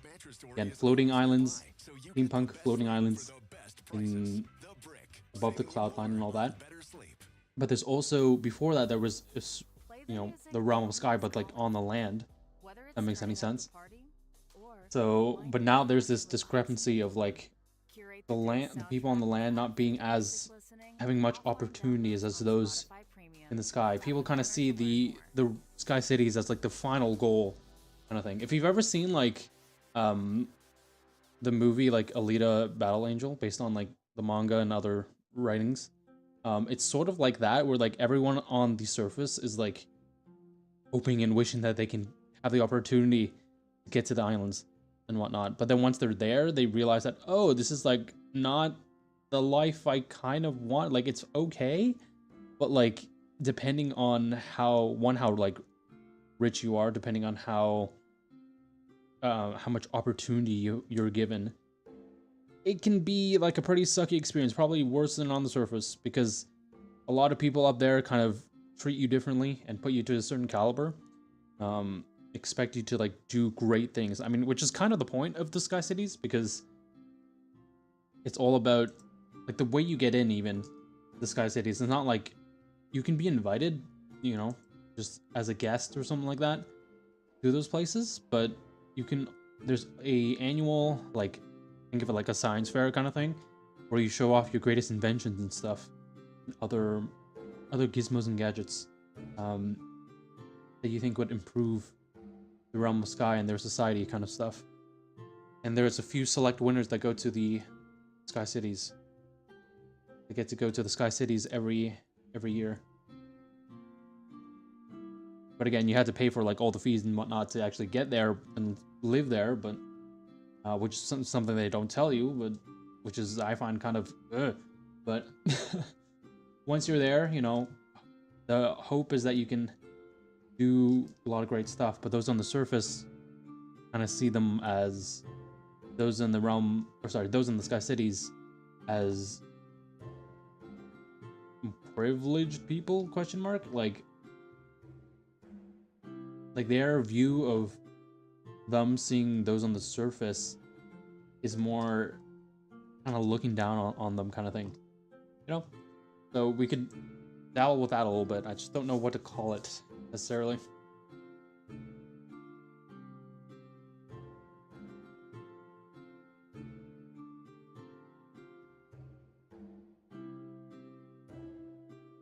I wonder if there's another word for like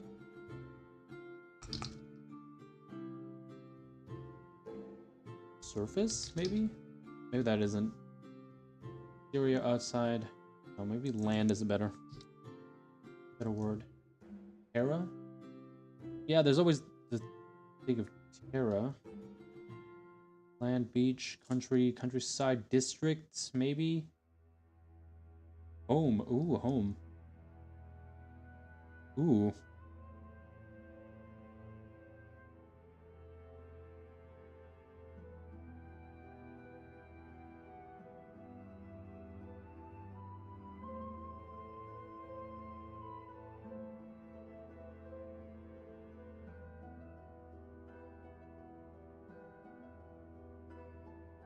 Yeah. I'm just trying to like vocalize my thoughts here, because I don't want the stream to be too silent. I'm trying to strike the core of what this is. This is like, is this a struggle of like finding what like home, finding where you belong, kind of thing? Maybe. Or is this something else I'm not seeing? Again, this would be nice if I had someone else to kind of ping off ideas for this, but again, who knows? Maybe that'll be in the future. Homeward.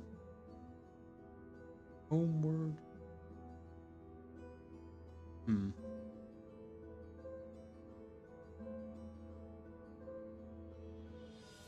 want to maybe use like word like homeward something.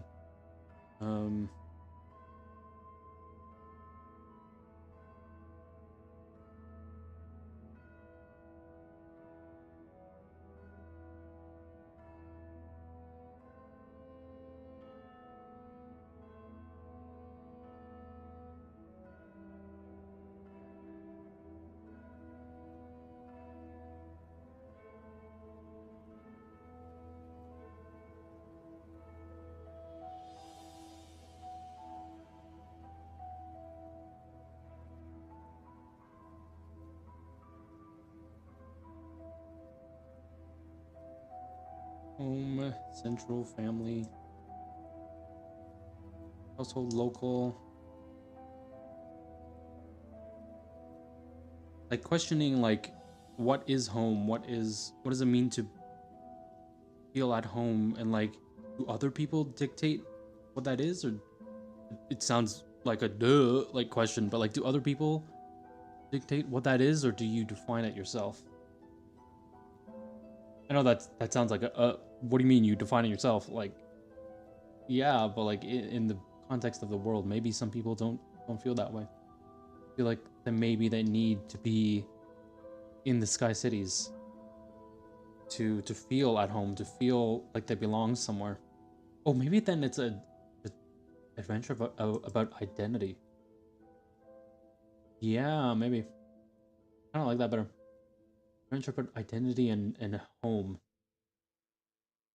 See, this is like what I want to distinct from different other systems is that we kind of create the structures. We kind of ponder and think about the cores of all the different adventures. What kind of tales, for the lack of a better word, what kind of like stories and narratives do you want to tell that we can apply to our own lives as well in these fantasy settings? Because at the end of the day, that's kind of what, at least from my perspective, that's kind of what tabletop role-playing games are for, you know, to kind of translate and help you explore these difficult barriers and whatnot that maybe you have in yourself, maybe, you know, difficult struggles that you see out in the world in a fantasy setting, you know, where it's all mystical and magical. You gotta play around a little bit, have some fun, but at the same time explore like these depths of feelings and emotions and whatnot that stem from like real problems. Again, I'm just kind of voicing my thoughts right now, speaking in it, because sometimes it helps me a little bit when brainstorming stuff to think of it that way. Okay, so story of home and identity.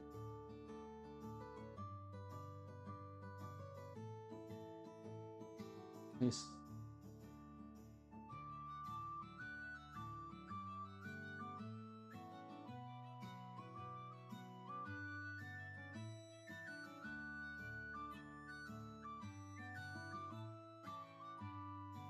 Identity, character existence, name, personality status,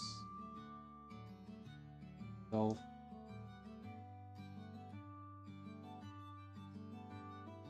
individuality.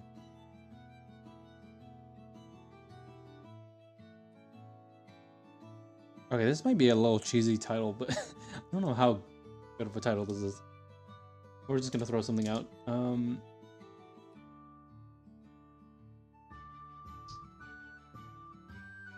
Maybe that seems a little. Is that too corny? Like,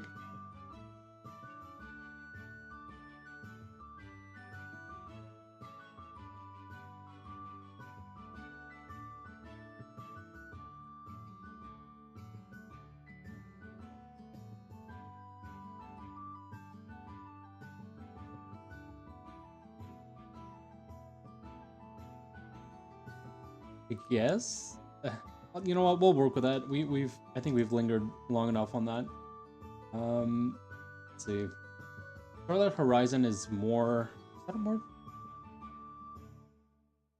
Knowing what I've written for that already. Actually, you know what? We don't have to remember. Let's just go back to the doc. Let's see. Starlight Horizon right here. Go back to the doc. So this is what our system used to look like. Oh my gosh, I have to scroll down so much. Just to, wait, no, I think I passed it already. Hold up. Yeah, there we go. Okay, so your team, Outcast, John Society.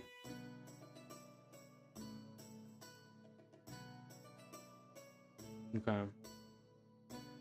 Then maybe that's more of Sears Adventure.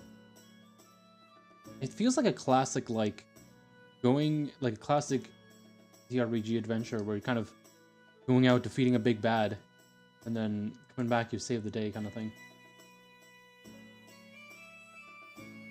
Maybe that will just be on like the fun side. Maybe we go more serious now? Question mark. Astral's struggling with. Oh no, actually, since this is outside of world, right? I actually want to make this more rooted in reality here.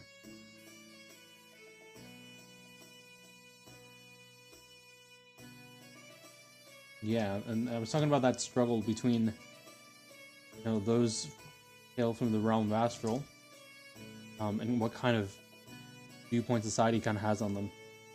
They're not really welcome here. You know, maybe within their own worlds and whatnot, maybe a little bit more, but not so much in, you know, I don't know what to call the world actually. This version of Earth, I guess, but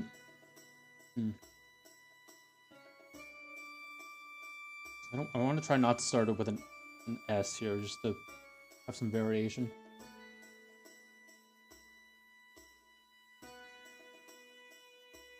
So it's dealing with idea of destiny and like, are you fated to be a certain way because of your lineage, because of what others say you are, kind of thing. Similar to, actually not really too similar, I guess, to the more serious side that we just looked at for the Realm of Sky. But just more heavy, I guess, on them because they were the ones that drove all the stuff in this world to happen. Well, okay, not like every individual, but like more so the force behind this group of people.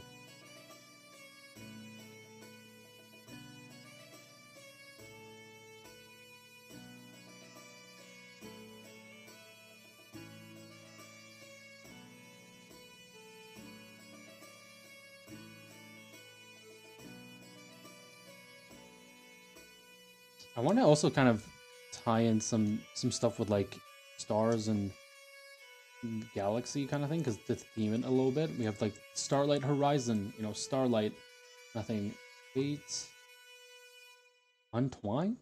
Ooh, I like that. Is that how it's spelled? Untwined? No.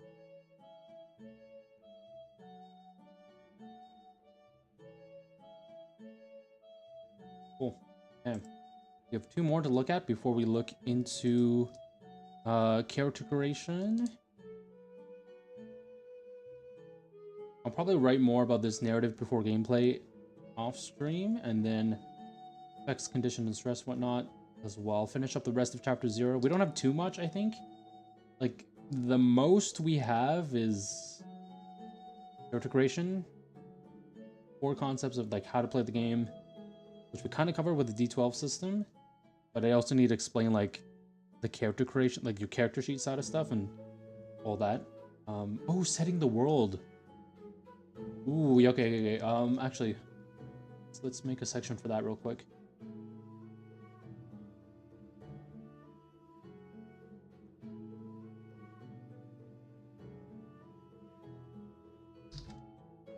World setting, so remember to write that later.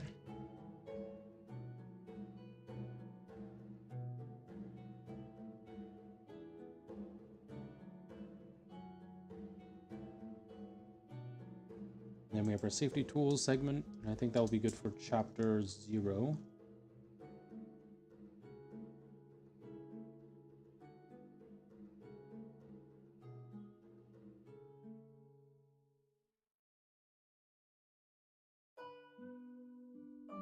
What is in your world?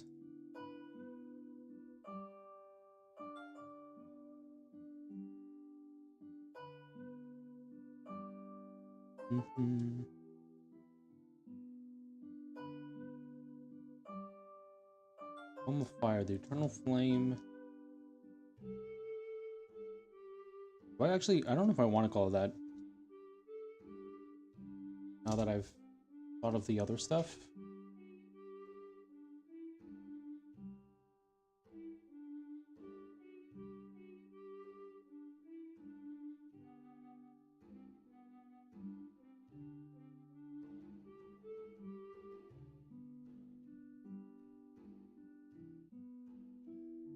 Okay. Well, we don't have too much longer.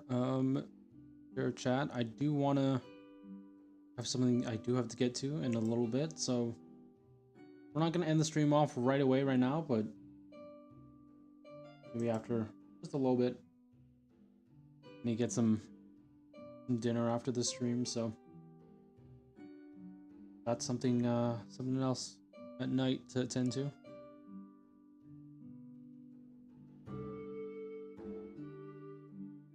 Okay, let's see. Fire, realm of fire. My idea with the what was my idea then with the eternal flame? What was my idea with that?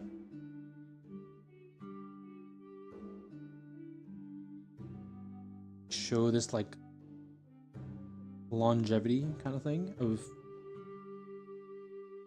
like my mind immediately goes to like phoenixes and like kind of rising from the ashes kind of stuff with Realm of Fire. We can play into that a little bit, have some like the fun side of that, but then the more darker themes as well. So we can do like probably another like celebration of some sorts.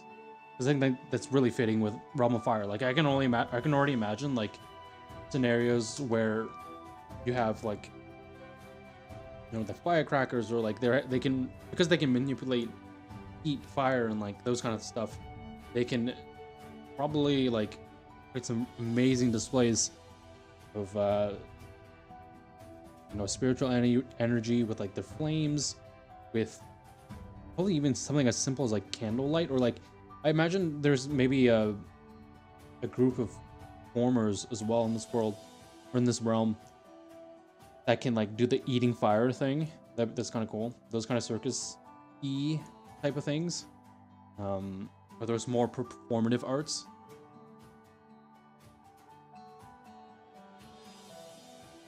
Okay, so what do we call this? Ooh, carnival maybe. Although, what? Carnival? What entails a carnival?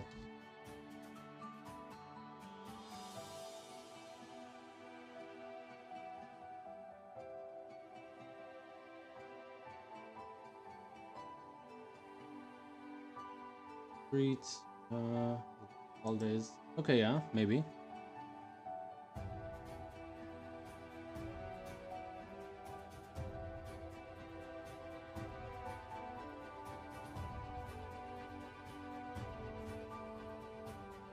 Carnival of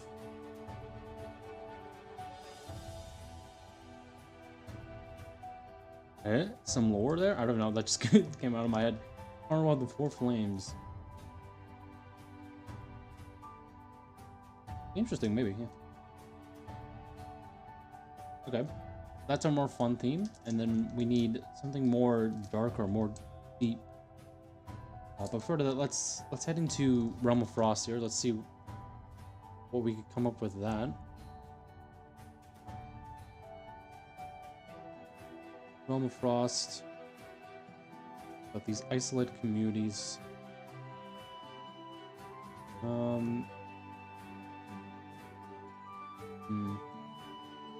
I wonder if they're more narratively constricted, because as we say up here, There's Realm of Frost here.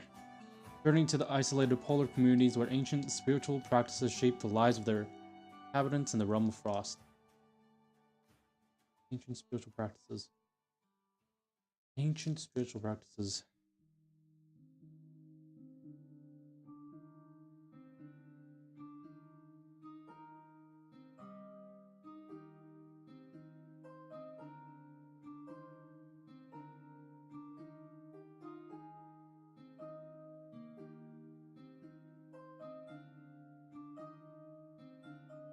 Hmm.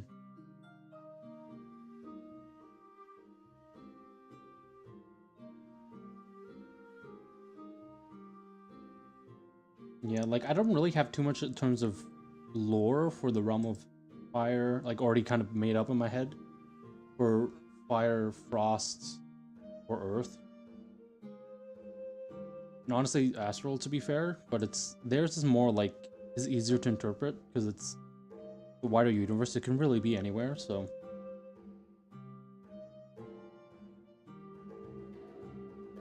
Frost. And maybe there's some celebration or some sort of... Since they're pretty spiritually intact, maybe we have... You know, in relative to, like, the other realms. Maybe... we explore... the spiritual practices? Talk about, like, community and, like... how that ties into everything. Perhaps. So I had Frozen in Time. That might be a more serious adventure.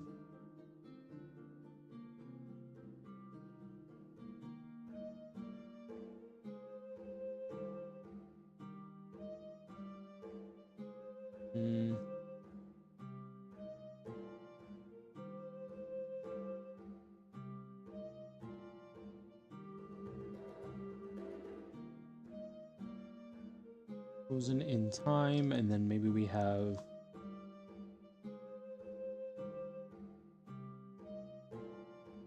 Actually, okay, before I forget, I'm actually gonna write the definition of brainstorming notes.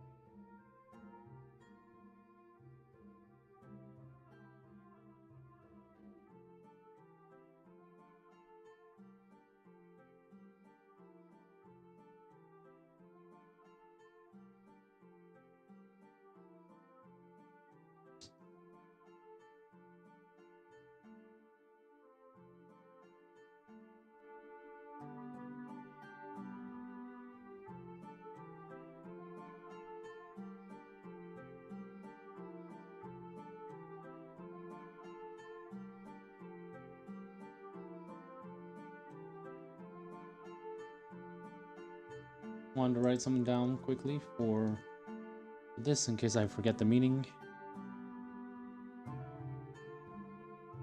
Frozen in time. Yeah, I'll make a little notes as well for each thing.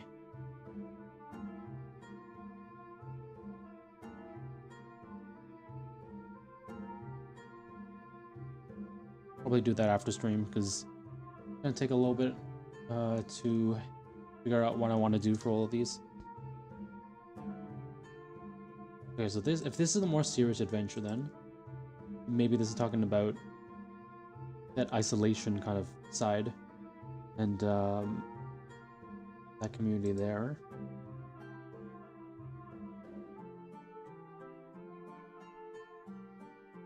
Some fun take then. I know some people from the Realm of Frost do travel outside their isolated communities. It's really rare, but like, well, okay, I guess it depends on like who you're talking about. If you're talking about like Realm of Frost is known for like their healers and spiritual, how do I say, spiritual like personalities. I don't know what that's supposed to mean. But kind of like chiefs of the area. They're very spiritually connected, and often give advice or like show up to maybe certain celebrations and whatnot as well. Just as a commemoration of like what used to be. A lot of the times when you see like big celebrations that have some ties to this world's past and whatnot, you'll see a lot of people from the Realm of Frost there, especially a lot of the elders.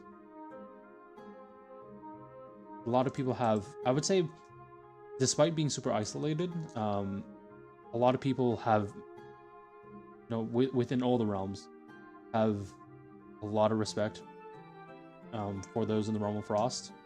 They know, like, especially those that are more connected to spirit, maybe like for Realm of Water, they know like all it takes to kind of preserve that culture throughout all of this change in time.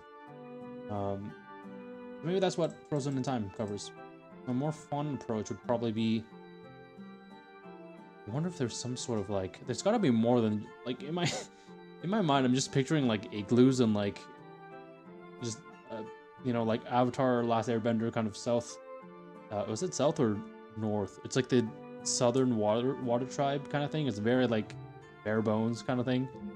Maybe it's like the northern water tribe where it's like it's big structures of ice and like snow and stuff like that. Big structures and just a lot of infrastructure that you wouldn't necessarily think is possible in those colder climates, but they're used to it, right?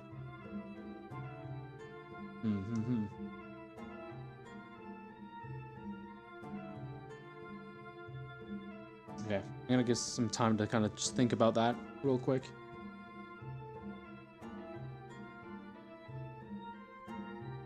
Actually, you know what? This would be a perfect time for a little stretch break. How about we do that? Posture check, chat. Make sure those of you that are either watching the VOD or doing this live, we're gonna do a little stretch right now. I've been sitting here for like 2 hours. Oh my gosh, it's almost 2 hours and 40 minutes almost on my bum. So I'm gonna take a little stretch. Don't mind me, my model's gonna break for like half a second, but don't worry, he's fine. He's fine. His neck is fine. They say the best things in life are free, and at Fizz Mobile, No, not the ads. More. That's why we're giving everyone a chance to sample our 5G network for stretch break. free. No strings attached, no commitments.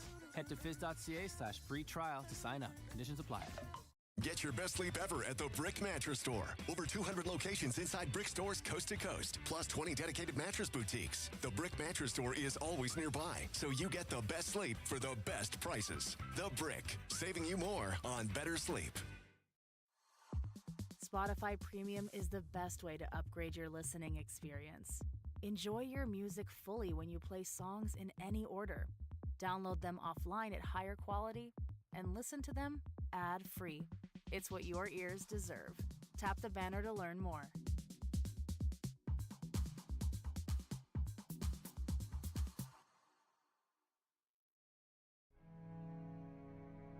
Okay, we are back.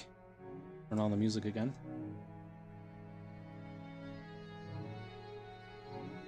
Alright, let's see here.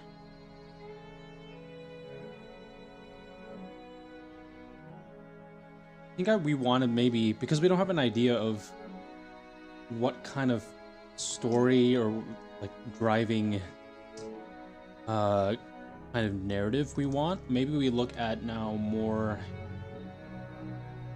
maybe we look now more at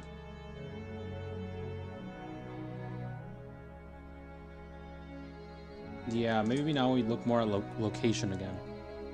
I think after we finish this up and then also finish up another location from the Realm of Fire, we're gonna take a little BRB after that, and then I'm gonna take a little break, and we'll come back and work on or try to work on at least some of the character creation part of it. If not, we'll just have a little chat. But I'm also realizing my phone is dying, so this model might be dying in a few seconds. Not a few seconds, but like in a few minutes it might be dying, so I need charge up. I'm actually gonna see if I can reach a charger over here. Be able to. I need to get I need to invest in like power bank or something, because I don't know what's up with my battery recently. It's been depleting like crazy. I don't know if it's because I've had my phone for years and the battery's kind of just not as good as it used to be, but I'm ready. Give me a sec, my model's gonna break for a sec.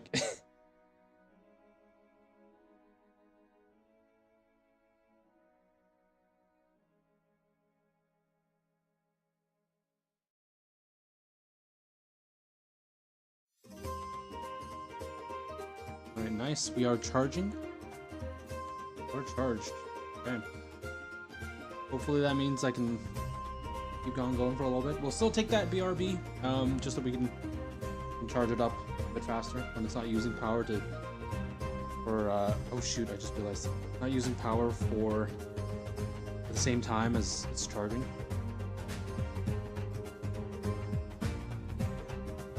Ooh, I like music. Barefoot Adventurers. Very good track playing right now. Honestly, I just chose like a random playlist, but this has been all bangers so far. Yeah, that's a little bit loud. I'm gonna turn it down a little bit.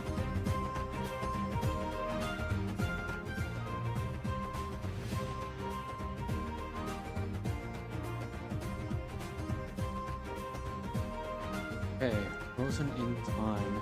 We have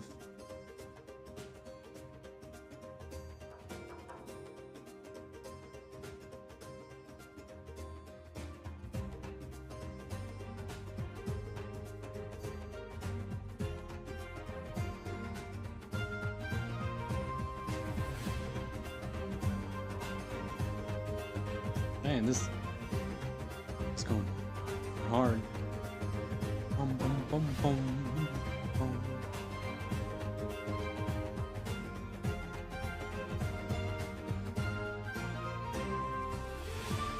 So we love our little tavern adventure music. So nice. Comes down a little bit more.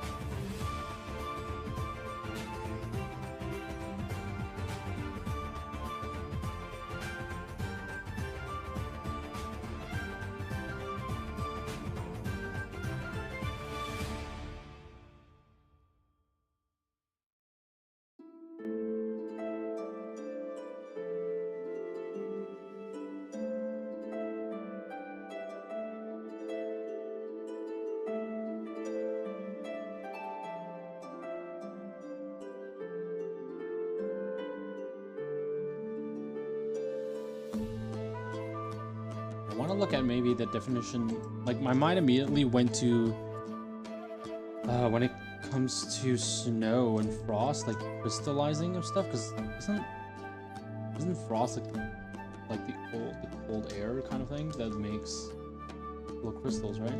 Yeah, little ice crystals. Crystallize something. I kind of like that. Crystallized.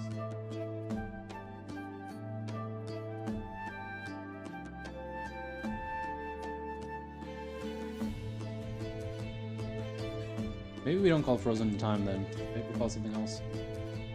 Because this sounds like more of a serious adventure kind of thing. And then maybe we have a one to like the point I was talking about of the different like elders visiting stuff and like talking about those that go outside of the outside of their realm and stuff.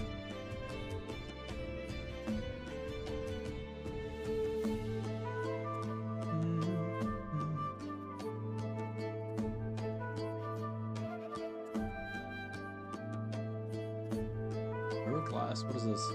Bird glass?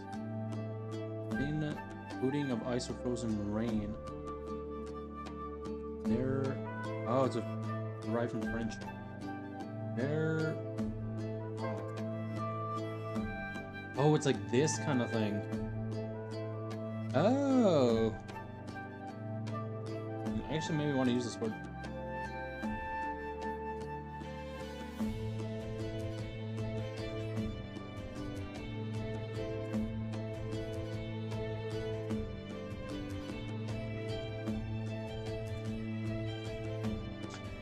My thought is immediately going to memories here on this side.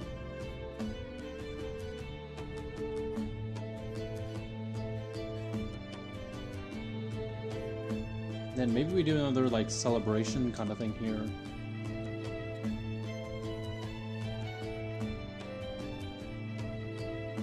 No, I don't want to say city again.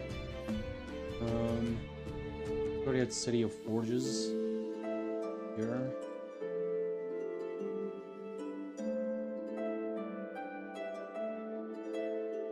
Coating of ice or frozen rain goes on the surface.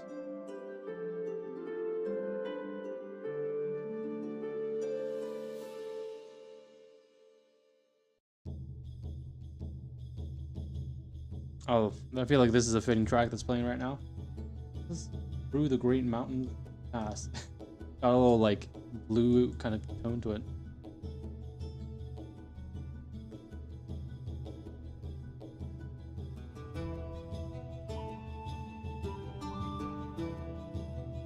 Old French, interesting.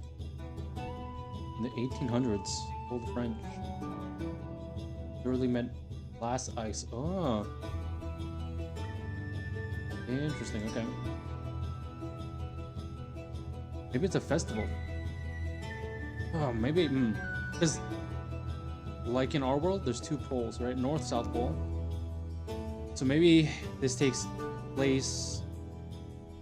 Okay, which is the more suitable environment?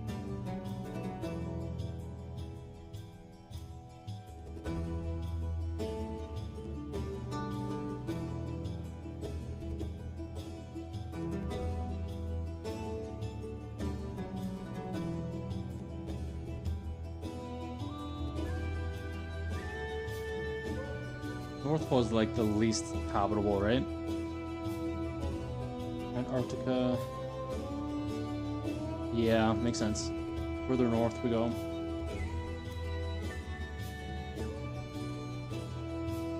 Look at the poles. Antarctica, we got... Okay, yeah. Poles.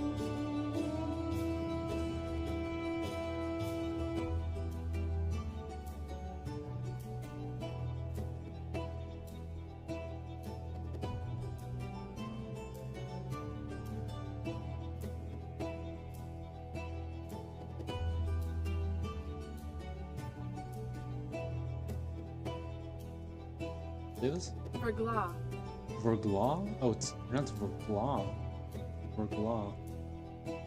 Verglas.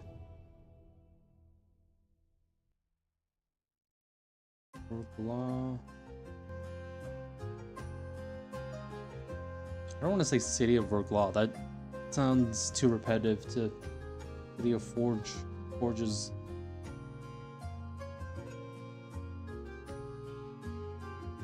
Town?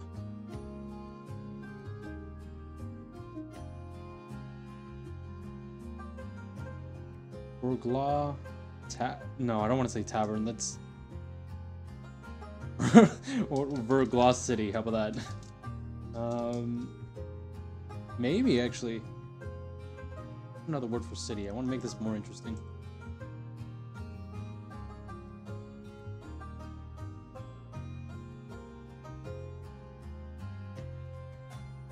Civil municipality? No. Settlements? No.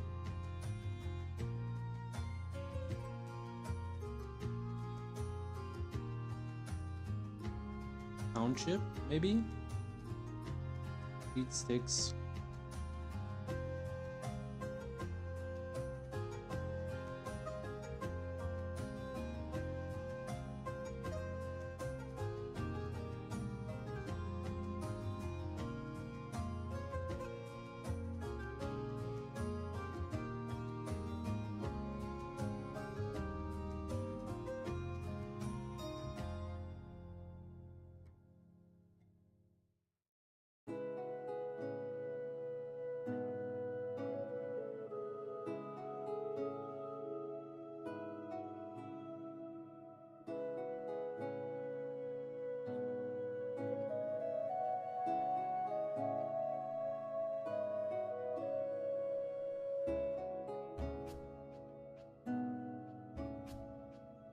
Again, I think I have to go to the meaning of this. Verglaw.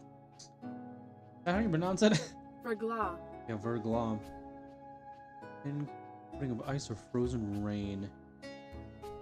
Verglaw.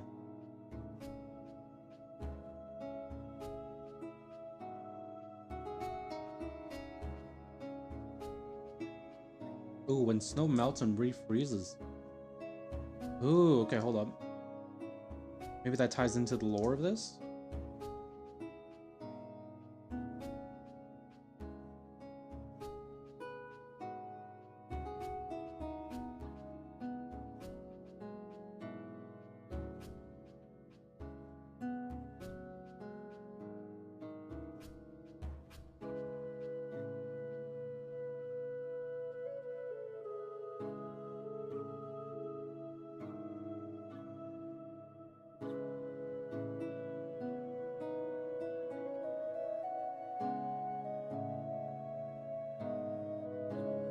I kind of don't want to do Tales of, but just want to make sense. Like, it can be a series of events in this. It's again the melting and then refreezing.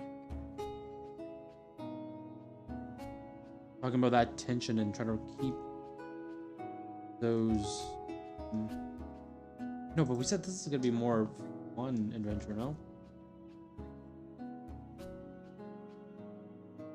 Yeah, maybe not. Not Tales of.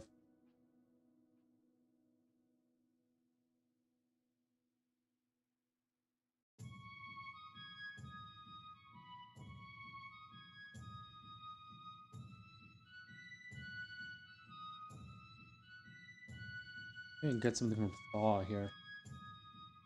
Thaw, defrost, dissolve.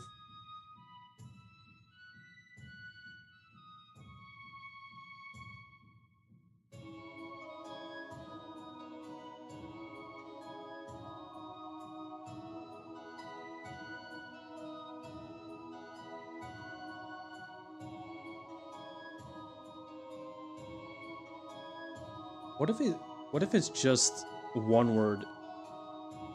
Like, it doesn't necessarily have to be like a string of words. There's no like rule that we said that has to be like 2 syllables or like 2 words, 3 words kind of thing. It's just more words help describe it a little better.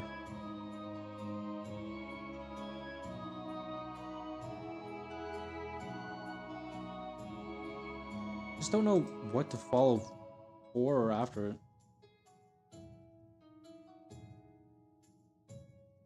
Frozen. No, that doesn't make sense. Still kind of like Tales of Verglaw.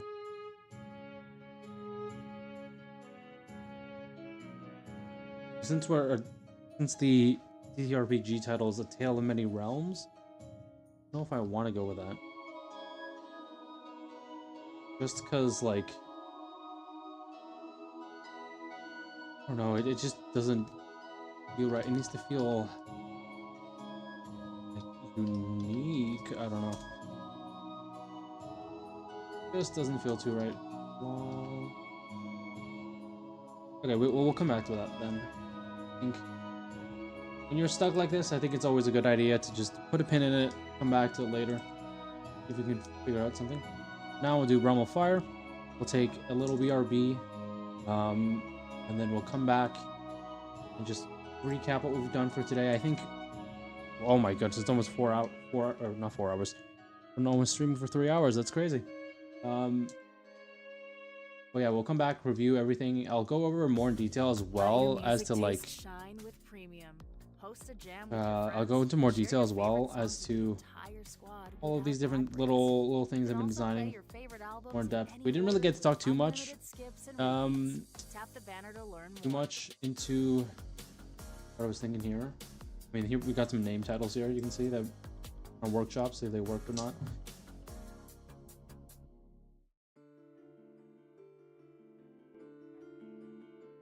Okay, so Realm of Fire, this is the fun setting. So the fun tale. Let's do something that's more serious here.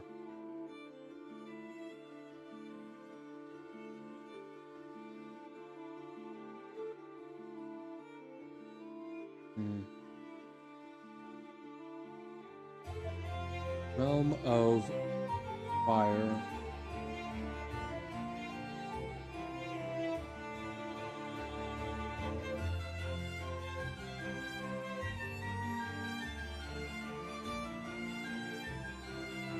Maybe we can do the Eternal Flame, I don't know.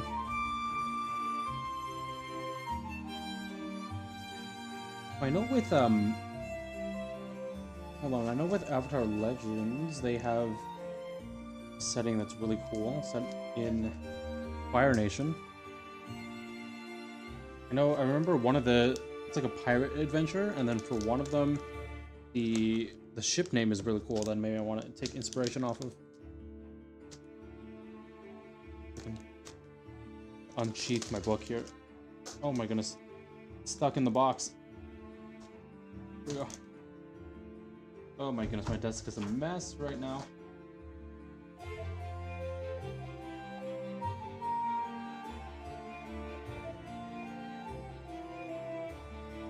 Oh yeah, okay, so one of them...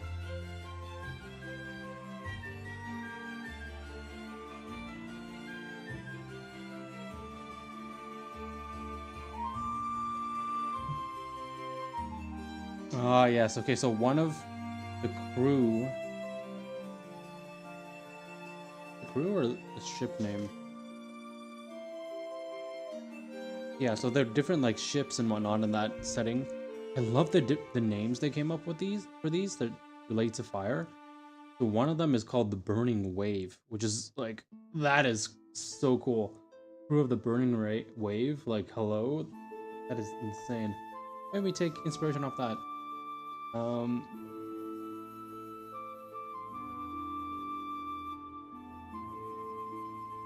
Actually, no, I gotta remember this is modern era, actually.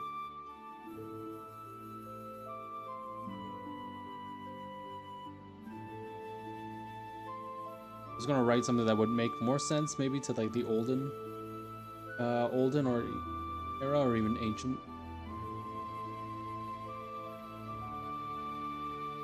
Burn. Use? I don't know.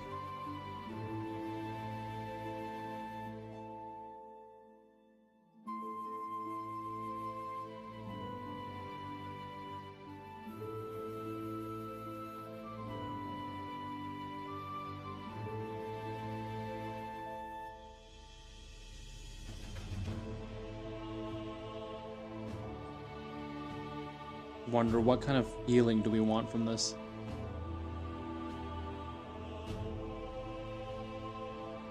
It's like listening to the music right now, the BGM, and just seeing if I can. It just pops up into mind.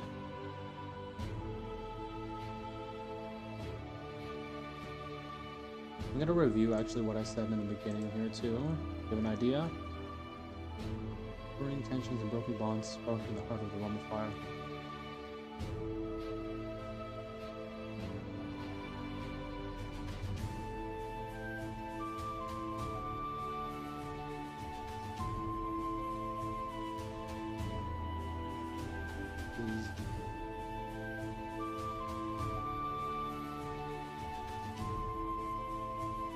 What is flame? What is fire?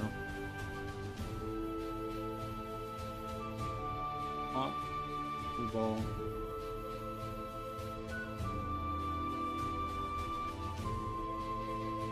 When I think of flame, I think of fire, heat, temperature, anger at times.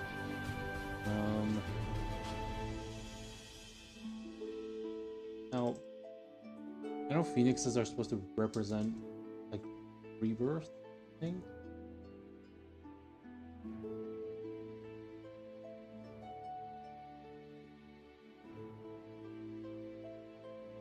Renewal, rebirth, nothing. Resurrection. Why not maybe add the word phoenix in there? That'd be kind of cool.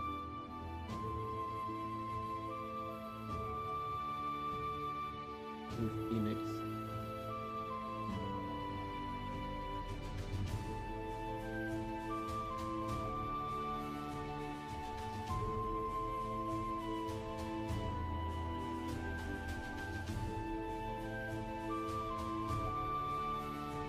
Not really.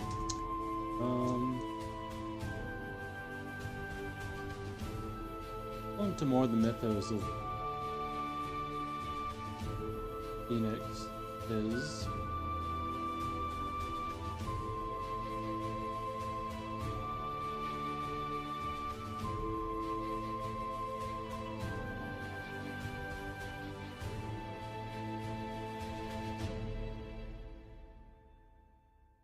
maybe a flame.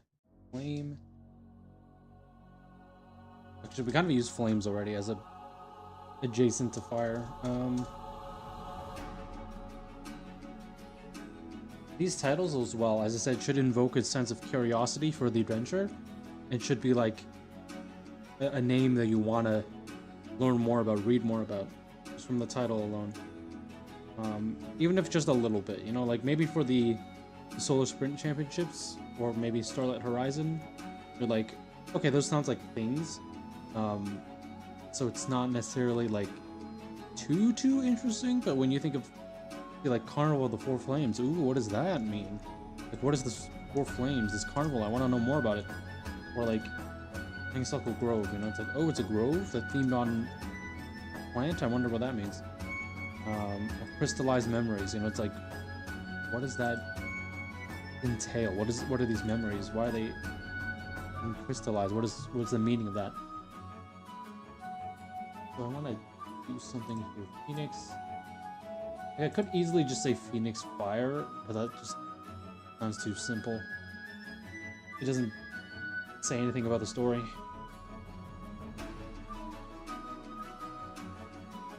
Or actually, maybe we play on the Phoenix idea and just go... Fire isn't just for creation, celebrate, it's for destruction and war and burning things up, you know?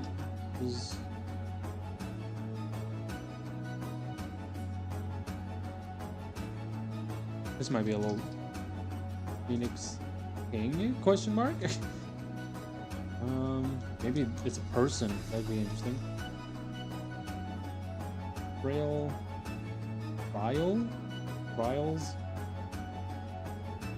Ooh, trial, maybe.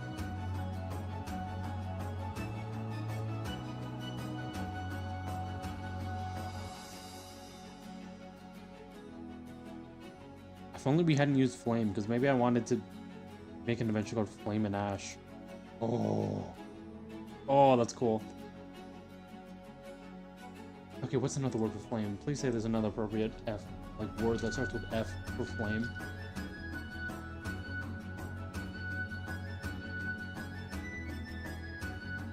Blaze, flare, flash.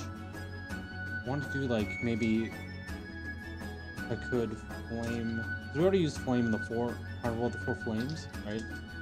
I don't want to use the word flame again. Flame ash would be such a neat fire and ash, I guess, but I don't want to use words that we haven't seen already. Flame flare? Not really. Flash, spark, wow, fire. Blaze, maybe. Phoenix and ash is a bit too close together.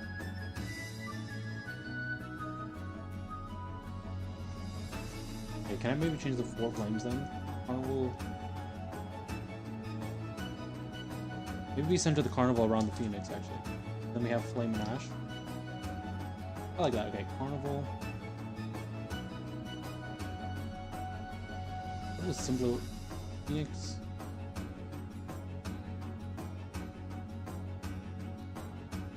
It's not that strong of a title.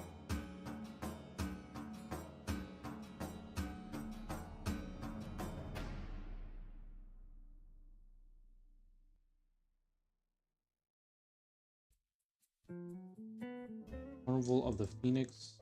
And I want to learn more about. I feel like a lot of people already know because it's such a used figure in fantasy and other kind of mythology settings. I feel like a lot of people kind of already, myself included, kind of know the gist of what a phoenix stands for, but I'm wondering if there's some smaller detail that we can pick out here. Reborn from its own ashes. Yeah, we know that has to do with immortality.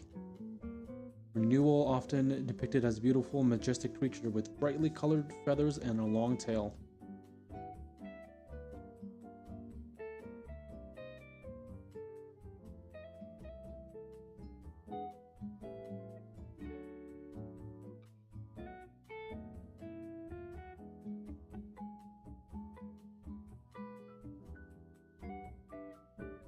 Yeah, those are AI images. Oh.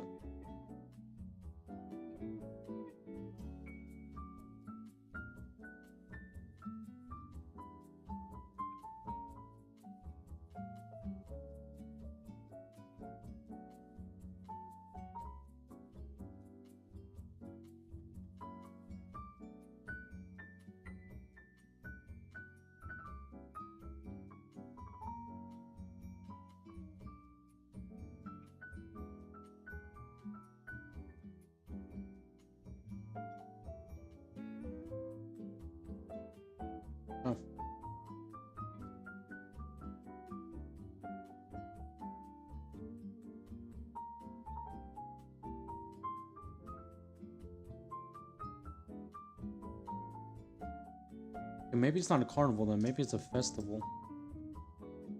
'Cause it has that the alliteration, right? Festival of the Phoenix, maybe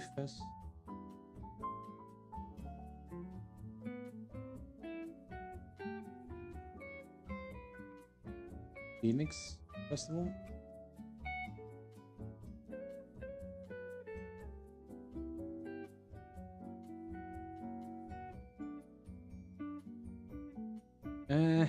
Not really. Getting there, but I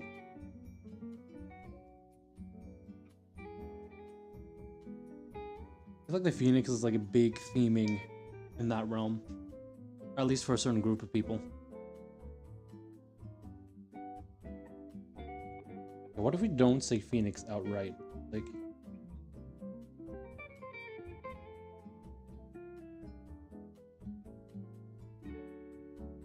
back to Carnival here.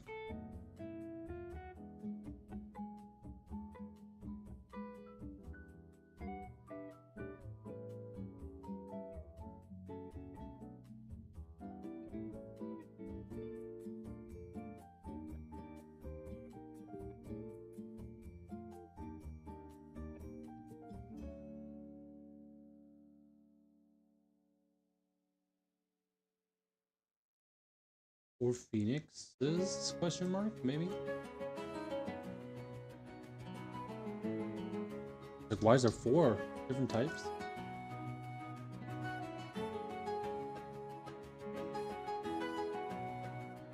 Phoenix. How do we want to write this? Phoenixes? Fireball the 4 Phoenix. Phoenix? Is it Phoenix or Phoenixes?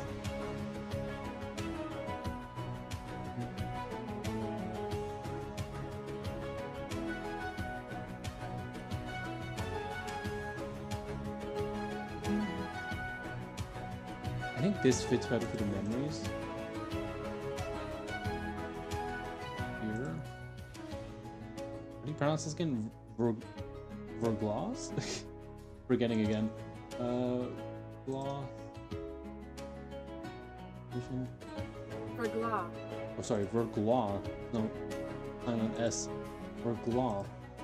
Verglas memories.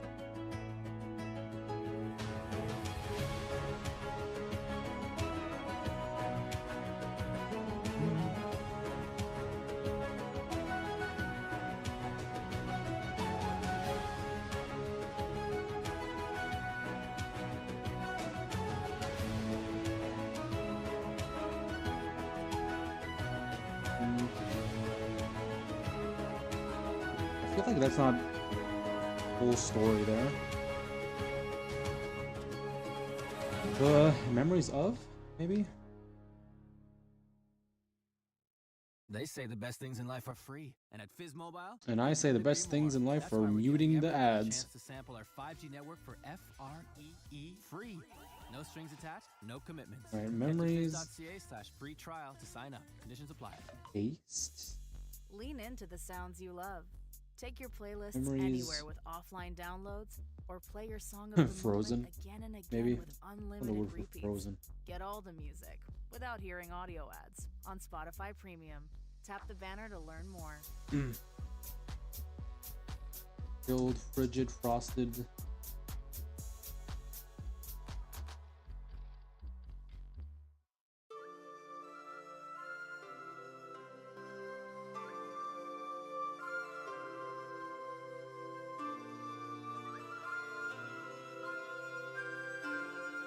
We have a lot of titles that it's like something of something. Remember the Tides of Renewal, Carnival of Before Phoenixes, City of Forges, Memory of, I don't know, Memories. Maybe Encased is good here. Another word for encase. Wrap, teeth.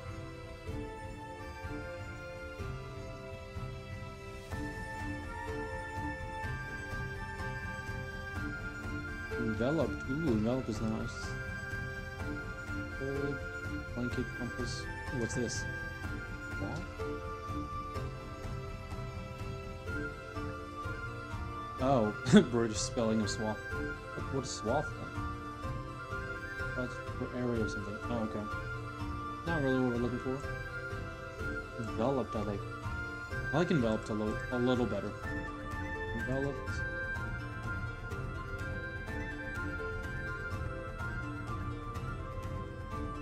I like that. Okay. Stick with that. That's the more serious question mark thing. Perhaps. Memories. And we have maybe Frozen in Time. The last one.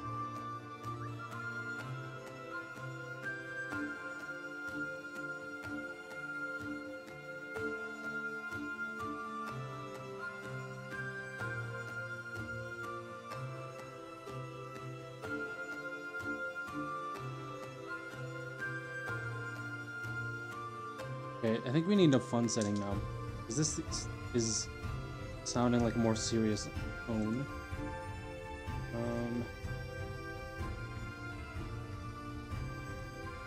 Let me search up. Is it the correct plural for Phoenix?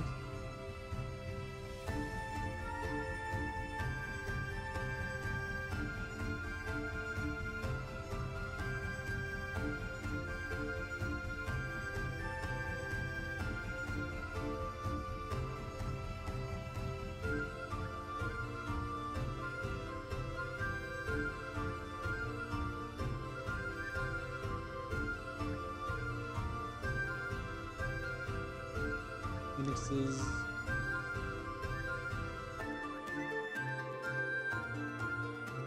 Or Phoenix. Is? Or Phoenix. Or... Maybe we need one more. How about the 4? Phoenix. Blank. 4 Phoenix.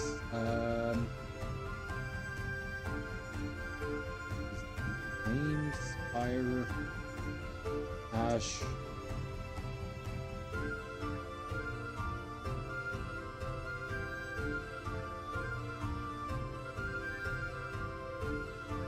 Maybe? Is that too much? Powerful the 4 Phoenix Fire. No, this sounds like Forest Fires. Powerful Phoenix. Phoenixes. I'll just write it like that. Phoenixes.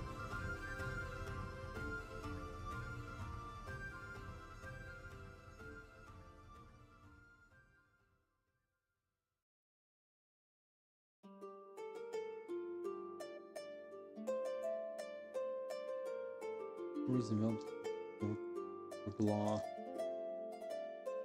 And actually, this maybe sounds like a more. I think that sounds like a more like fun kind of adventure, you know? Yeah. I think that might be a more fun adventure. I think. And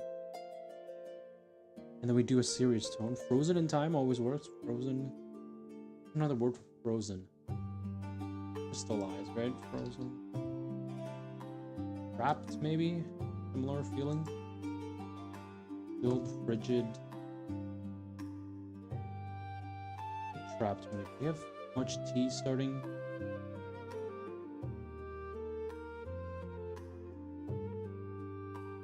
Oh, really? Oh, we have Tides of Renewal. Actually, that's kind of fun because then it ties in with the water. Because it's adjacent to that. Okay. Trapped.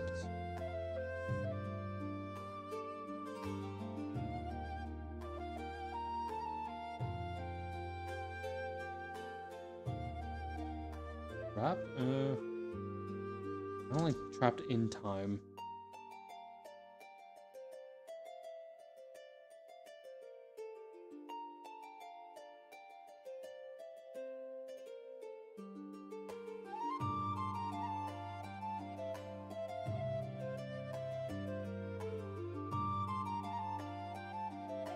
Stratagem.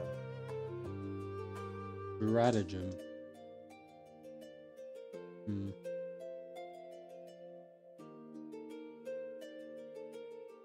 Stratagem. Stratagem. So it's a plan or scheme surely one to outwit an opponent.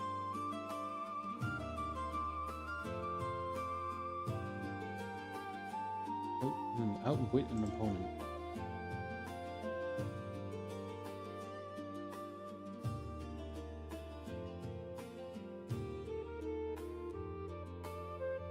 Often deceiving people. Okay, maybe that's not what I want to go for there.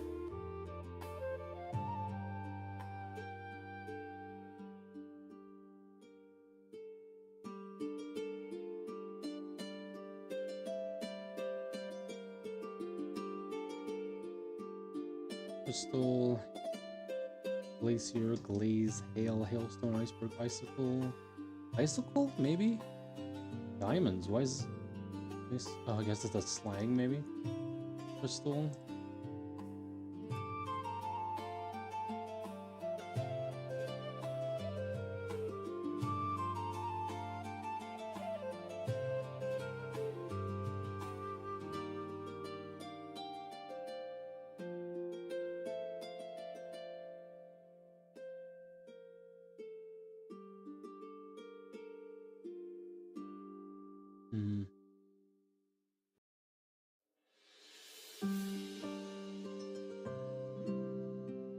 Just need one more thing and then we can move on to something else.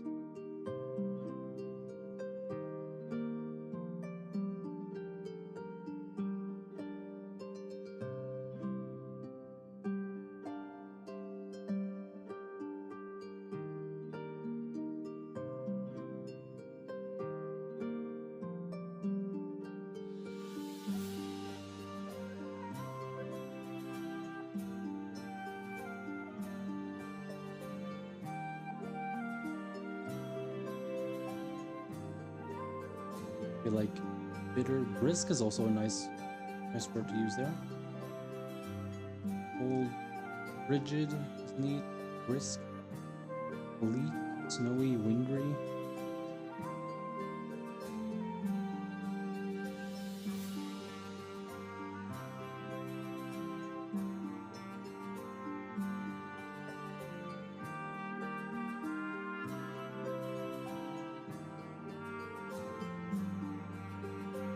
I want to encapsulate the feeling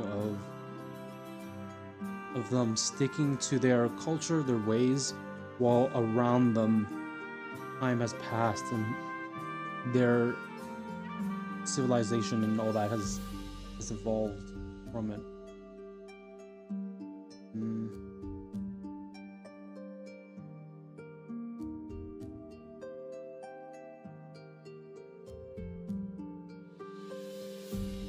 Maybe let's look into another word for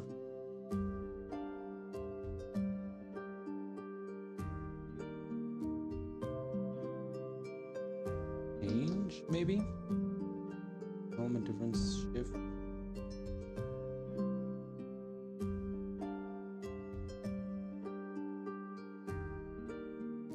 What is a what is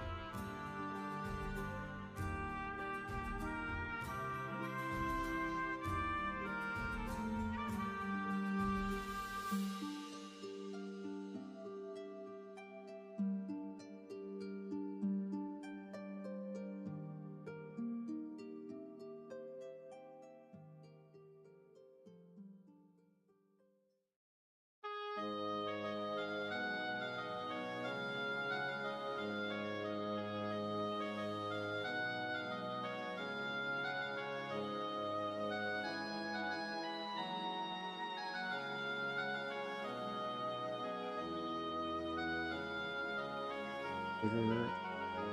I don't think hails is the right word. I don't think hails is the right word here. Bitter. Bitter tails. Bitter.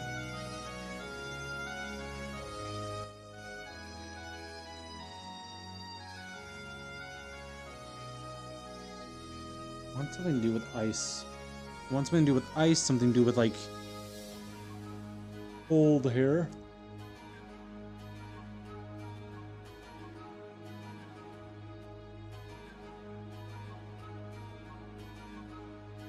Maybe not even hail, it's just hail. Bitter hail from the forgotten realm. Oh, I like that.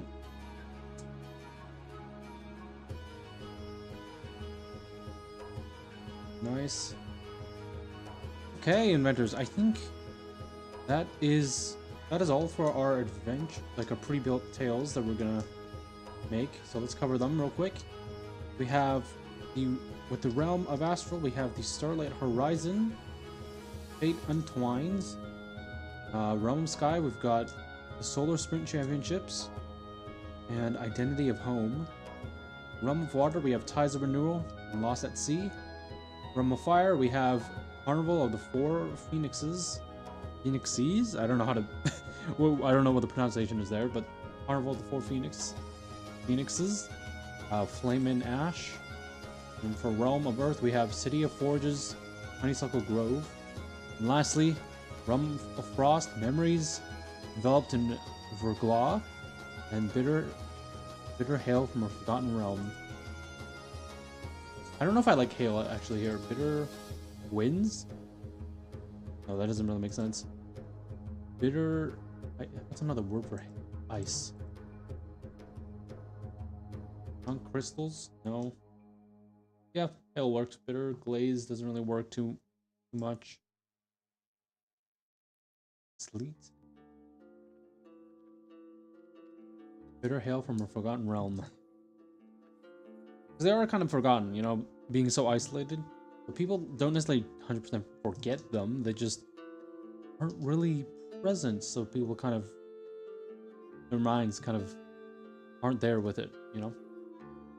But I think, fellow inventors, that will be enough for today. We're going to go ahead and do our VTuber shoutouts. Yes, I did remember that. I think last time I might have actually forgotten to do them. Again, it's been a while since I streamed, but we're not going to forget our VTuber shoutouts because I'm really excited. We have actually got some more submissions for that. If you don't know what I'm talking about, we have a little segment on our stream at the end called VTuber shoutouts, where exactly what it sounds like. I'm going to shout out a VTuber from either my list that I already have, or you guys, if you know any VTubers or are one, feel free to submit to this form if I can find it. It'll be on my... Far enough, it should be on my Twitter page somewhere. No, I'm not on my Twitter, on my YouTube. Somewhere in here. There we go. VTuber shoutouts right here. So yeah, if you are I like to kind of give back at the end of the community, at the end of my streams. So if you are a VTuber or know anyone that is and would like to be shouted out at the end of my streams and all of my socials, feel free to submit to this form. It doesn't take too long, just a few moments, but it really does help out. One, you know, if you want to, like, if you're new and upcoming, you want to kind of see what's up and shout yourself out, feel free to. I honestly just do this for the love of the community, because they've given back so much for me. Like, I've personally found so much in this community, so I want to give back, you know. And I don't really have any artistic talents or anything like that, artistic, vocal, whatever talents. I can only really design a game, but that takes a lot of time, as you guys are seeing from this stream today. It takes a lot of time to design a game, so it might not be enough to give back in that sense. I see sometimes artists, I know like art as well takes a long time, but sometimes people have plans of it in advance for something like a birthday event or something like that. For certain streamers they like. But today folks, we are shouting out the one and only, I hope I'm pronouncing this correctly. It's either Schizophrenic or Schizophrenic Panda, on Twitch. Go check them out. I'm gonna post their socials and whatnot as well, after the stream, and on YouTube and whatnot. So all you guys feel free to check them out. I don't think they've been streaming too often, but I've noted down here that, you know, just they're pretty good. They're a pretty cozy streamer. A lot of, you know, casual gaming. What else? Chats, just chatting. A lot of chill vibes, kind of thing. Stream wise, we're looking at roughly around these times here. This is since they've submitted, so I actually might look at oh gosh, the music. Actually might look at their Twitch channels. This is their Twitch page, by the way. So feel free to check it out. Let's see. I'm actually gonna also probably, since they're not live right now, I'll redirect to someone else. But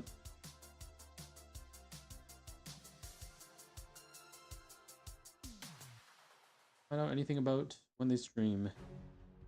Yeah, so seems like every Saturday, Thursdays, are roughly around 12 to 5 p.m. GMT plus 12. Feel free to convert that to your own time zones and what have you. But yeah, if you guys are a VTuber or know anyone that would like to be shouted out at the end of my streams, it's just my little way to, you know, give back to the community.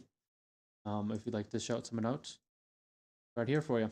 Again, all these links are just found in my channel and everything. So I'm going to go ahead and post this one over to the chats. Feel free to check her out when they start streaming again. I think they had recently like a return stream sorts, so go check them out. We're also going to go Twitch, folks. We're going to go and raid someone real quick. We end off the stream for today. I actually have someone in mind. I found them just randomly on Twitter. Thought they were pretty cool. So we're going to take a quick look. I'm going to actually see if they're still live. I don't know if they're still live, so let's go see here. Found them in like the Twitch community, but not the Twitch, the Twitter community stuff. They had a little post, the VTuber community thing. So let's see if they're still live. Their debut today, by the way.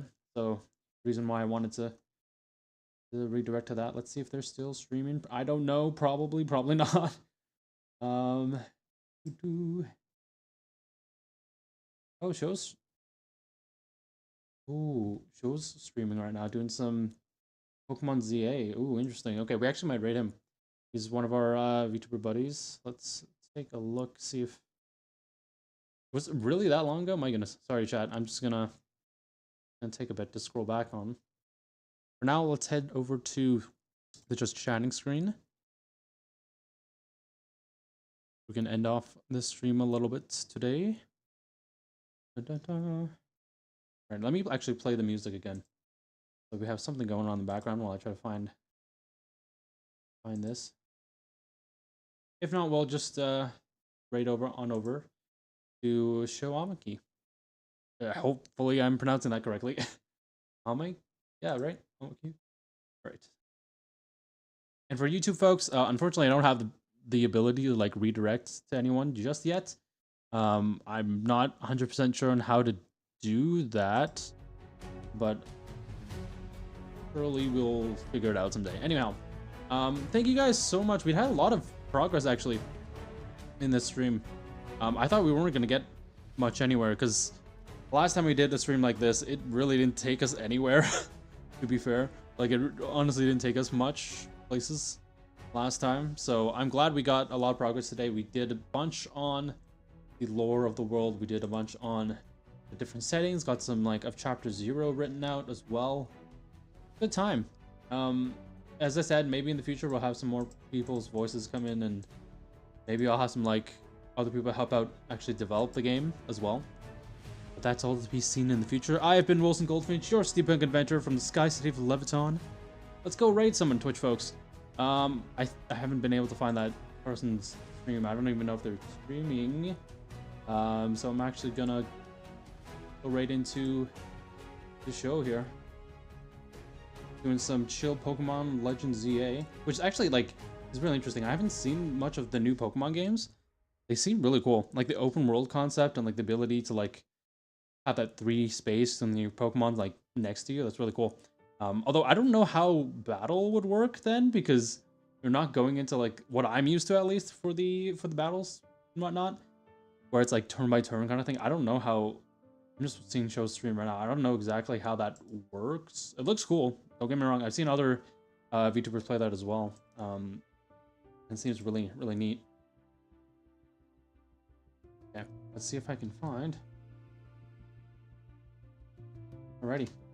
Let's go raid into show. I'm going to start the raid up for Twitch folks. But again, thank you guys so much for tuning into the stream. It's been wonderful seeing y'all here. I hope you guys have a lovely rest of your weekend. Feel free, what do I mean? Make sure to hydrate and eat some food. Feel free to eat some food. I mean, you could if you haven't yet, or if you have yet. But yeah, I think next time I'll be streaming. I don't know when. I'm kind of debating on, not like free certain time in the day, so we'll have to see when that is next that we stream.